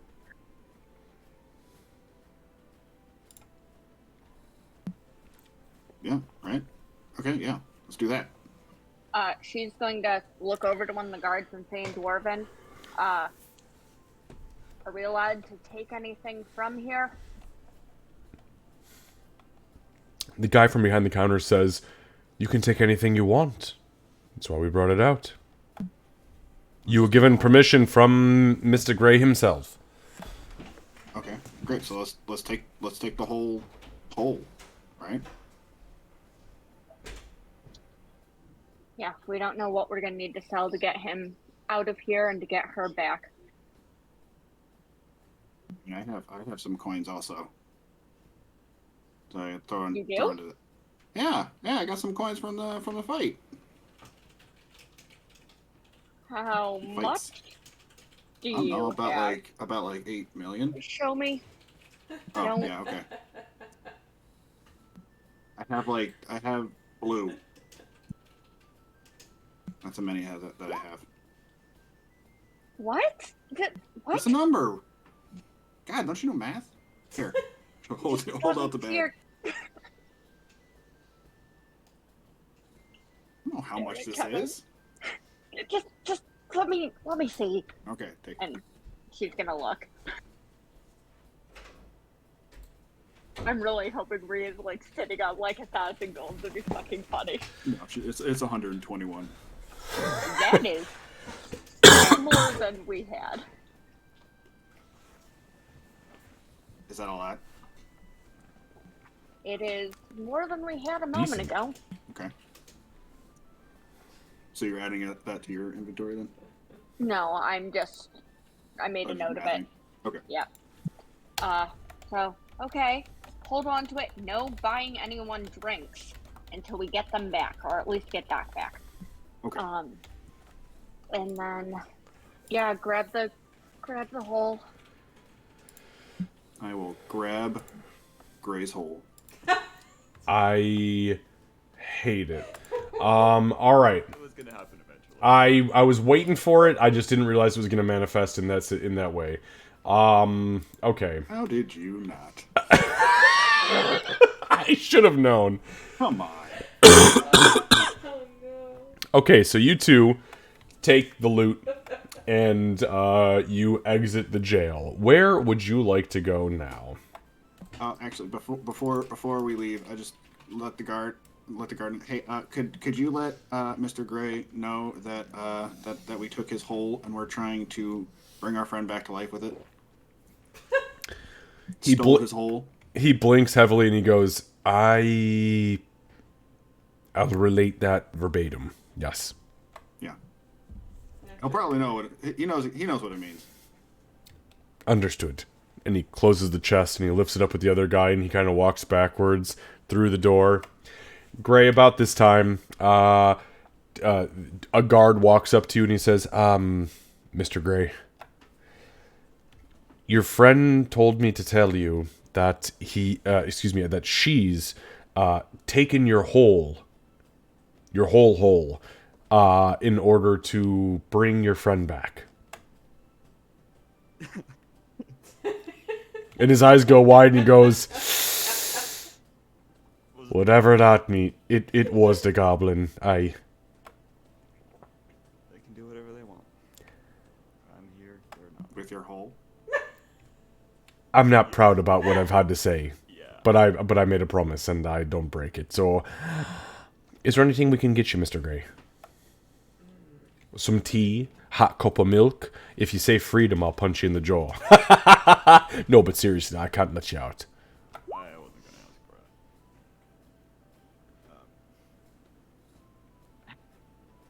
Sure, why not? I'll take some tea. Wonderful. He kind of he leaves about 10-15 minutes later. He comes back and he slides underneath. There's like a small grate where you can tell they slide like trays of food under. He slides in an actual like hot kettle of tea with a teacup that you can pour yourself. On the side there's like a little bowl of sugar, a little bowl of milk, a little bowl of honey, and then there's 2 biscuits sitting on a plate, on a small porcelain plate, and he kind of like pushes it under to you and he says, well, hopefully this will get you through at least the afternoon.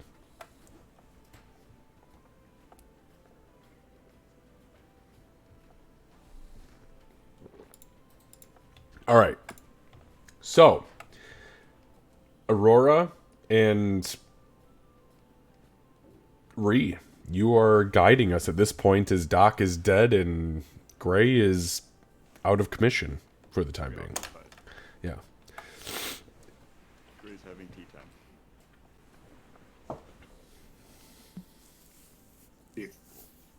Is there any way that we can find out if Cragmore's been arrested too? I think Because he would be there, wouldn't he? the one we spoke to earlier should tell us if there's any changes. He should let us know. Is he at the Ore Master's place? I don't know, but I think that we should go and talk to the Ore Master anyway. And we should probably stop by, DM question, where would be the best place to sell gems? Would that be the runesmithy or would that be something else? So this is a dwarven town. I mean, everybody can utilize gems for pretty much any purpose. The Temple of Glittergold would take gems. The Temple of Moradin would take gems. The Storehouse District, you could probably find somebody there to hawk gems to. Or definitely the Runesmith could use gems, so. Okay. We should stop by somewhere and sell these at some point. I mean, I think maybe getting it to the rune smithy might be good. I mean, he's fun, so we can. He is fun. And we know full well that he has plenty of coin now. Oh yeah, because we gave him most of ours, right? We did give him a lot. And at worst, I can see if he'll take back this bag if we need to.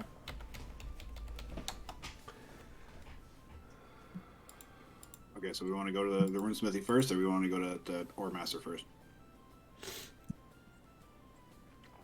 You said it's like 4-ish, so it would be before like the Correct. Ore Master is like probably eating and stuff. Yeah, before that. Yeah, it's usually like 5, 6 that he's like, okay, leave me alone. I need my fucking greasy-ass chicken. Fuck, we should probably the Ore Master first. We don't want to catch him too late, and we know that the rune smithy doesn't operate on any normal dwarven time, so... Yeah, because of his magic coke. Exactly. All right, so you guys head towards the rune smithy, which, just for reference, is right on here. So you approach. Door is ajar. You step in, and you see the runesmith. He is at the moment that you open the door, in the middle of pounding on a spearhead with his magical hammer, the one that he infused the enchantment into the dire ape tooth maul. And he stops, momentarily looks up, and he says, one moment, and he just, and you hear him whisper an incantation, and you see the entirety of the spear flash red, and he kind of like flicks it off of the altar that is altar. I say altar, but it's actually more of like an anvil, but he uses it kind of in the same way, and he like throws it off. It hits the ground, still glowing red, bounces a few times, and then grows completely black. The entirety of the spear, from wooden haft to iron tip, grows obsidian black, and he looks down over it, and then all of a sudden you see, boom, this little green rune appear on the head of the spear, and he goes,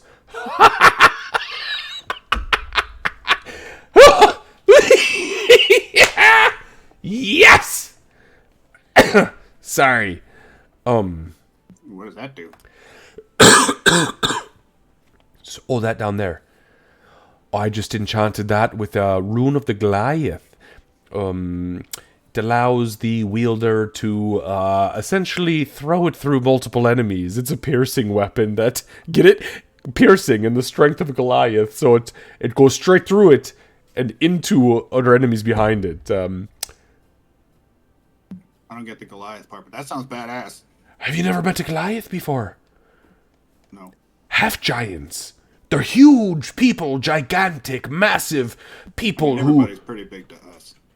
He kind of glances around, and he looks down at you two and goes, you know what, I'm a small person too, so I accept that. But yes, that's exactly what that does. He walks around the anvil, picks it up, lays it on top, and kind of leans against it. You see his jaws kind of like chattering. He's like, what can I do for you? Come back for another tattoo? Oh, wait. No, that was your friend. Where's your friend? Oh, yeah. Well... She needed another tattoo. No. Not She's currently. unavailable right now, and we need to see if you want to buy a bunch of gems.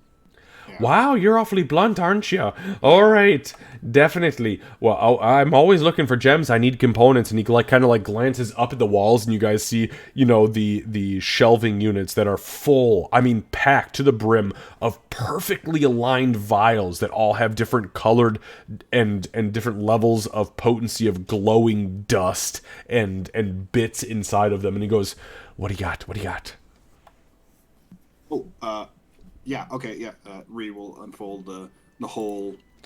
Ree will finger Gray's hole and plop it on the floor. Too much? I retract my inspiration. No, I'm just kidding. No, not enough. Okay, so you open the portable hole. Yeah. she'll particularly pull out the bag of gems. Okay, you pull him out, you lay him on the anvil, and he looks down and he goes, oh, star quartz. Oh, these are beautiful. Right. Look at how wonderful this is. He lays it down, he reaches from behind the anvil, pulls out a small hammer, and fucking smashes it. As it hits, there's actually like almost like a sonic blast that you feel physically, like it hits you, like the wind hits you. And as he hits it, the gem crumbles to dust. And he goes, I'll take the lot. I'll give you 400 gold for him. What? I can't do a copper more. Take 400 or fuck off. And take your dust with ya. I take my dust. What? Well, he points down at the now crushed gem. I mean, is that enough? Is that what we need? Does he, asking insight questions, does he look like he might actually be willing to do a copper or two more if I push? Or does he seem like... Make an insight check. Yep, sweet.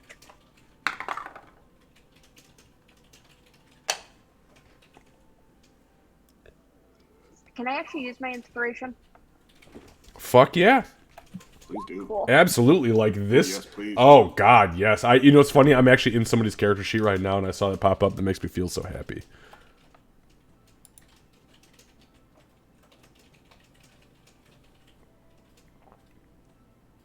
Oh, I'm waiting for it. There. Oh, not great. So, For being as perceptive as she fucking is, you would think. So even though your high was a 10, my roll was a 7.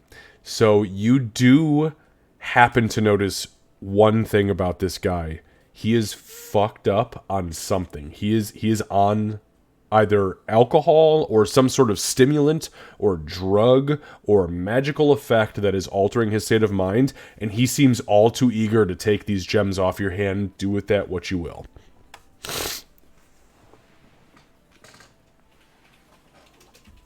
So she's gonna switch to Dwarven. 600.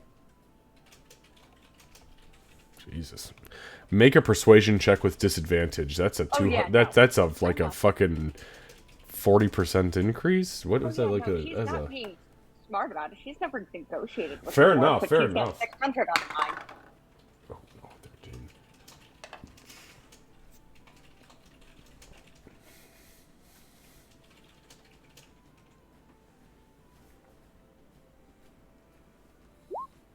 No, she screams at him 600 practically.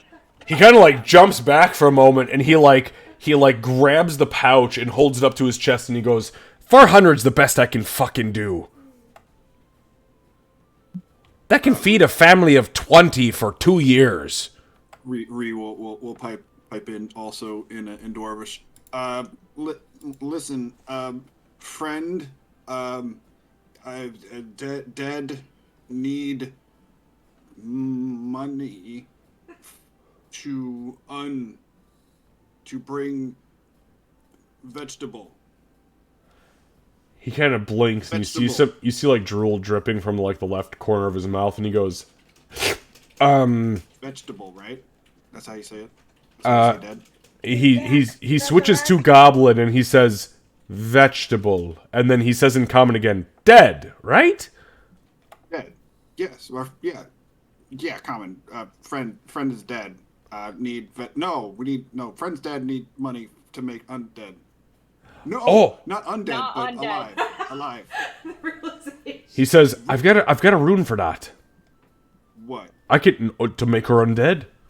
Oh fuck! No, I said too much. Shush! Shush you! Got anything else in that dark hole of yours to maybe sweeten the pot? What else you got? Some leather. Nah, I'm not really interested in leather. What about Drake skin? Make another persuasion check. And he says, what color? Bronze. You hear him say in Dwarven, fuck me. God damn it, me and my rolls. She's not being diplomatic right now. I expected that. So here's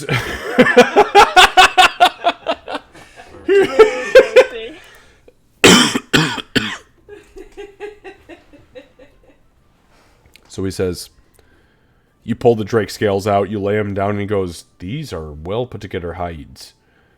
I'll tell you what. I give you 400 for all the gems you've got. And I'll take these drake scales off your hands. I'll give you another 100 total. So we'll make it 500. Okay. Do I have any idea what, as an actual hunter who likes trophies, do I have any idea what these things would be worth? Make a you know what this make a nature check. Hey, D&D Beyond. Remember, this is what I'm supposed to be good at. As, Fail the most. yeah, D&D Beyond in the background. Yeah, I was supposed to be good at assassinating. Will I remember you? God damn. Called it. So here's the most All she's thinking about is Doc. the most honest answer I can give you with a roll of 4 is that the price truly depends on the person.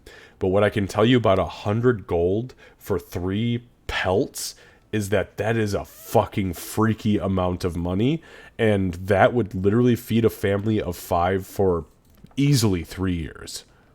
Normal people, we're talking peasants. That's a lot of fucking money in the commoner's eye.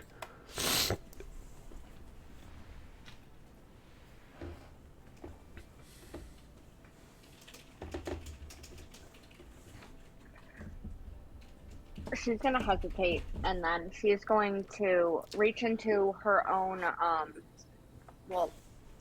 under her, not armor, her clothes, and take out the silver dragon amulet and pull the matching ring off and set it down and say, "Are these worth anything too?" Man, you're tugging on my fucking monetary heartstrings tonight, aren't you? Give me a second. I actually got to pull up another chart to look at what the fuck these things were valued.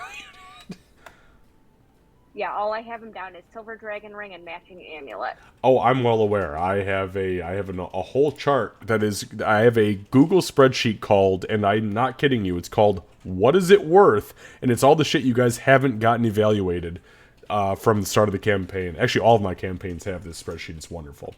But okay, bear with me for one moment.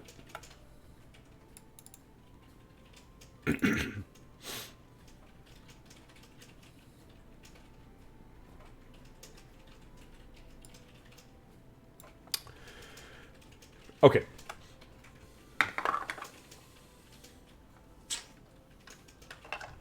So he looks up at you and he says,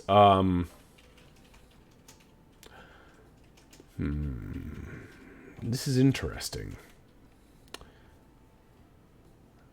I'd normally give you 30 gold for the set. But because it is such an exquisite detail, I'll give you 40 for the set. 40 gold. Is that enough? Even without, she's going to turn to Ray. Even without selling those, if we use some of Gray's money, we'll have enough for the resurrection. He's offering 500 for the pelt, or for the drake pelts and the gems, but we have no idea what it's going to cost to get Gray out either. Are you interested in selling that mall back to me? Oh, no. This thing's amazing. I know. I made it. Yeah, you did. You made the fuck out of this thing. This thing's awesome. It smushed a lot of gnolls. Oh, already? Yeah.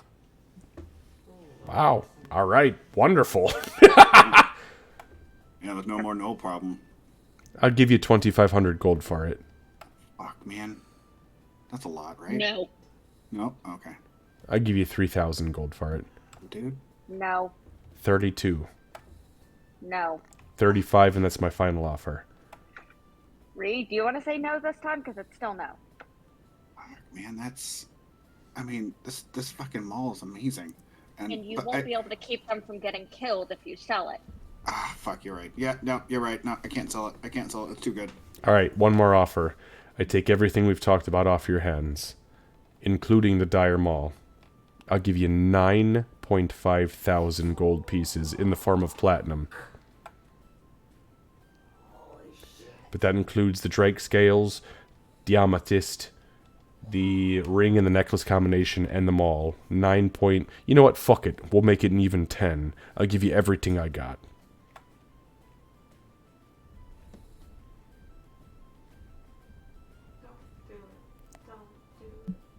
Fuck me, that's a lot of gold. That is an exorbitant amount of gold. But, well, Rhea, it's your mall.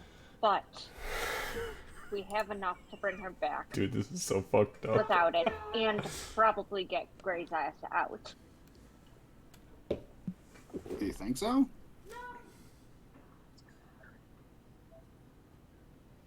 Yeah, I do. Okay. All right. Yeah. No, I can't sell this. I'm sorry. It's just too good. It's just too good. He nods fervorously and he goes, "Can I tell you something honestly? Yeah. That's wonderful to hear, because I truly put my sweat, blood, and tears into making that for you, specifically, because I'd never seen anything like it before. Please, sell me everything that we've talked about today. Take your cut, and if you ever need to come back and sell me material components that can go into my runesmithing, I will sell it to you at the fullest price possible. No holds barred, no bullshit. From here until the day we all are dead." Yeah. Yeah. I'll keep that in mind. I mean, who knows? Maybe in the future we may need to come back to pay off somebody's bail. I had another question. Do you got any of that like go fast stuff that you like to do? That I can take off your hands, maybe? He blinks kind of heavy and he goes, "You know, unfortunately, I don't have any of that because I actually buy that from the local alchemists up at the Temple of Garl Glittergold. Wait, they sell that at the temple? Oh yeah, it's just a speed potion. Oh, fuck. Well, I take mine in dried form. That's because I don't do well with liquids because of an accident when I was a child. So I get it in a dried powder form and I sniff it up my nose. Do they get it there faster? Yeah. But I crash about 10 times harder, which is why I constantly do them. Oh, okay. It's a dangerous game, but it's well worth the effort. Yeah. I can tell. Okay, all right. So yes, so we'll give you the stuff. We'll take the 500 gold, and I'm gonna keep my hammer for now because this thing's fucking amazing. You did a great job, and I love you for it. All right, so you guys gain, and I don't care who wants to write this down, but you sell the bronze Drake scales for 100, correct? Yeah. And You- I'll you end all- up taking the money because I've got the magic coin purse thing. Okay, so you gain 100 gold from that. You gain the gold from the silver combo. I'm not gonna sell them No? right now. No. Okay, now his contingency was that you sold him everything that you just Right. discussed. Nope, you're So right. if you want to back out, that's fine. Nope. It's for Doc. She'll sell them. Okay, so on that note, though, as he sees your reluctancy, he will give you an additional 15 gold. So it will be 45 gold for that set instead of 30. Okay? So there was that. There was the pouch, and then the pouch of amethyst, or whatever the fuck it was. And that was an additional 400. So we're looking at, what was that, 545, I believe? I'll tell you what, he'll throw in an extra 5. We'll call it 450. You get 450 gold. 550 gold. Yes. Okay. Yes. Because it was 4 and then 1 and then 45 and 400, 145 and then 5 extra. So 550. Bingo, bango, bongo. Okay. I've got that added in. I'm taking out the Silver Dragon Ring and matching amulet. And Lucy will have to do the gems, obviously. No, I already took care of that. Actually, I already deleted those, so that's fine. All Lucy has to do is refresh. Do you take the coin from the portable hole? Because there was 50 plus 98, so we're looking at, over. There was I think total. Hang on, just a minute. Let me look at the total you said here. 225 from Yep. that, and yes, I'll take it just for ease of not unfurling a portable hole every time we have to pay a fine. I can get it back from later. All right.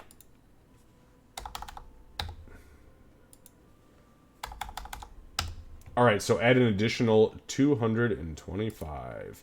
And Lucy, I have updated Gray's sheet to reflect that. And I have updated I updated the Drake scales. If you have Kat, you're the only one who needs to take out the ring and the amulet set, and then we're good to go. Yep, I already did. I did that, and I'm adding in the stuff from the portable hole in the values that you gave me. Understood. Like the plat, Yep. silver, copper, etc. Yes. Yep. Absolutely. So everyone is aware. With the singular gold piece I had before, we are sitting at 777 gold. Not counting Reese, because I did not take Reese. And she'd probably just add that to your pot as well. I can absolutely do that if we want to just make it easy. Yeah. And Yeah. that was Whatever just- you want to do. However you guys want to do it. 121. 121, just add it. Go ahead and add it. Okay. Yeah, and I am doing that then. So Kat you're and Kevin, sitting at until further notice, 898. you guys are guiding. You're guiding exactly what we do now. Until tomorrow morning. Yeah. Okay. So I have all the money then. Oof. I feel considerably less rich than we did a little bit ago. A little bit. Okay, so on that note, you two leave the runesmith's shop, and I'm assuming that the next step. Now we're going to stop here for tonight, but your next step is the Ore Master's Fortress. Is that correct? Yes. Okay, so give me one moment. Excuse me, I keep calling him the Ore Master. It's actually the Ore Lord, because that's way more dramatic. Listen, his building says War Master. Yeah, to be fair, you do have those orders right now, so I know. be fair to yourself. Which is funny because on my end in Roll20, the file name is the Ore Lord's Fortress. It's just a common to Dwarven translation error. Both actually apply.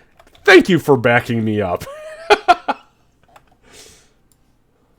on, Xavier, fix it. I don't get that often, so I'll take the wins where I can. Okay, so we will pick up next week with Ree and Aurora showing up outside of the Ore Lord's Master. shut up fortress. We will say at this point it is 6 p.m. on Monday the 13th of Jutet. Damn it, our timing's off. Oh no. How is our timing off? No, it's because I was trying to time it so he wouldn't be eating, but we have shit to do, so I mean, you don't know that he eats dinner, right? I mean, he could have eaten it at 3. I mean, he could be eating it slowly throughout the day for all you know.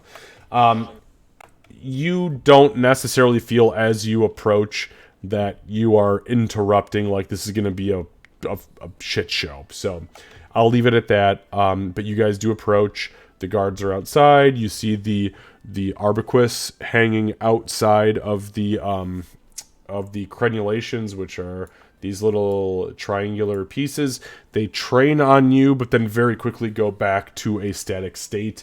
And we will pick up next week on Sunday with both of you approaching this fortress, and we'll just go from there. At this point, though, Doc, you are obviously still dead until tomorrow morning, tomorrow in-game morning, which will be the 14th.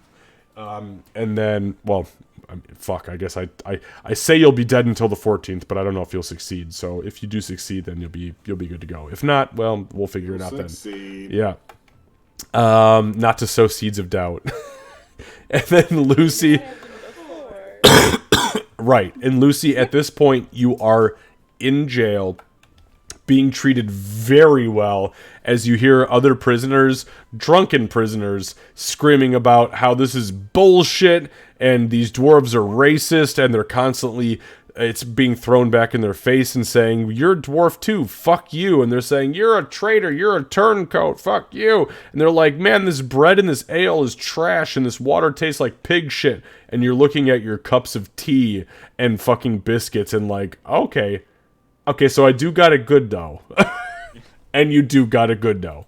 Gray's gonna think. I can't wait till they figure. I can't wait till they hear the answer. Alright guys, that's where we'll end it for tonight, and yeah, we'll see you guys next week for session. You deserve safety, and Alright, you thanks, deserve everybody. love, because you are strong.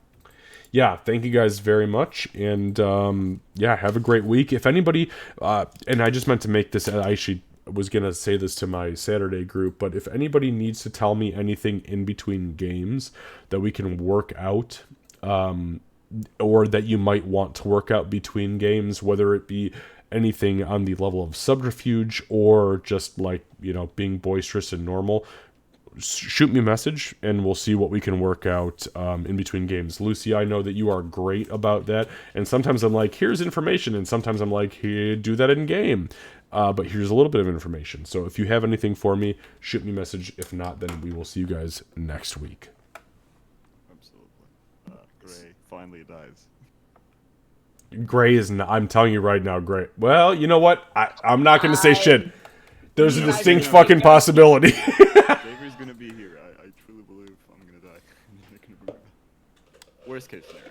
Worst case. Xavier's like, this fucking guy, seriously? You know he's wanted where I come from. Good. Get him out. Take him to the druids. I don't want to associate with him. No, you're cute. Xavier might like you. A little bit. Problem. I know. Because Doc's not a tabaxi anymore. He's like, you're a little person, but Gray, you're awfully tall and handsome, aren't you? Actually, how tall is Gray? Is he like 6 foot? Good question. Let me check real quick. I was just a off the top of my head question. Yeah, 6 foot. Yeah, 6 foot. Beautiful, beautiful.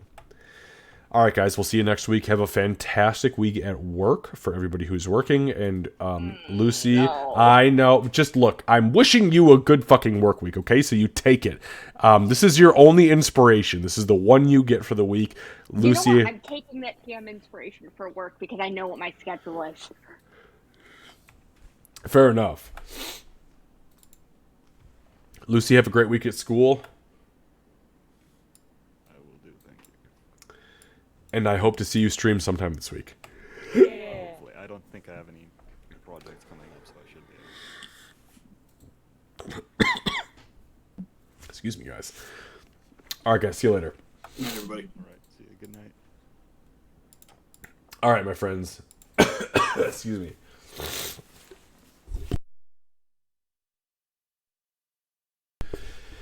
Okay, so everybody's still hanging out. We are going to raid my nephew, who literally just went live. He literally... I got you. I would dab for you, Ryan. Candace, can you give him his points back? Yes. He has 500 points. You guys can't see me on... actually, hang on. Can I... yeah, you guys can't see me. It's all... I'll give him his points back. Yeah, thank you. Sorry, guys. It doesn't work like that. But, yeah, Rye, we are going to be raiding you because I just saw you go live. So I'm going to pop up my screen here. We're going to raid. And what are you playing? High on Life. What the oh, this is that crazy first-person shooter with the aliens. All right, Lucy, have a fantastic night, my friend. Thank you guys so much. This was actually a really cool session. It was. Super cool session. We did a lot, I mean, an absolute shitload of roleplay. There was also, I mean, just crazy amounts of stuff between, and you know, it's funny, we had technically 3 parties actively working with and against each other, and there's something so fucking wholesome about that. I had a great time. I loved being able to dive into the world of Garl Glittergold. I loved being able to dive into, like, this, hey, Doc, yes, I will do this, but you have to do this for me, right? Little tit for tat.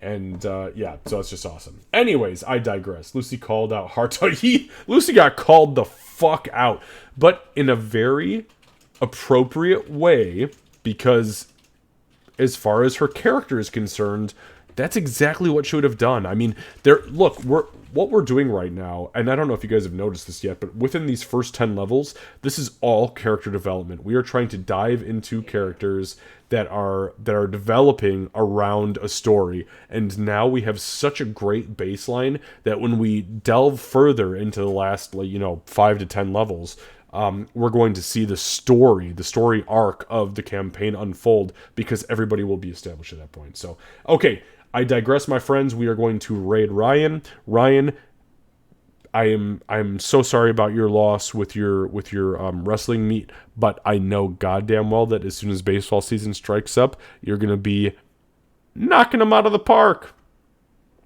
All right, here's the raid, guys. Take care and have a fantastic evening. See you on Thursday. Bye, guys.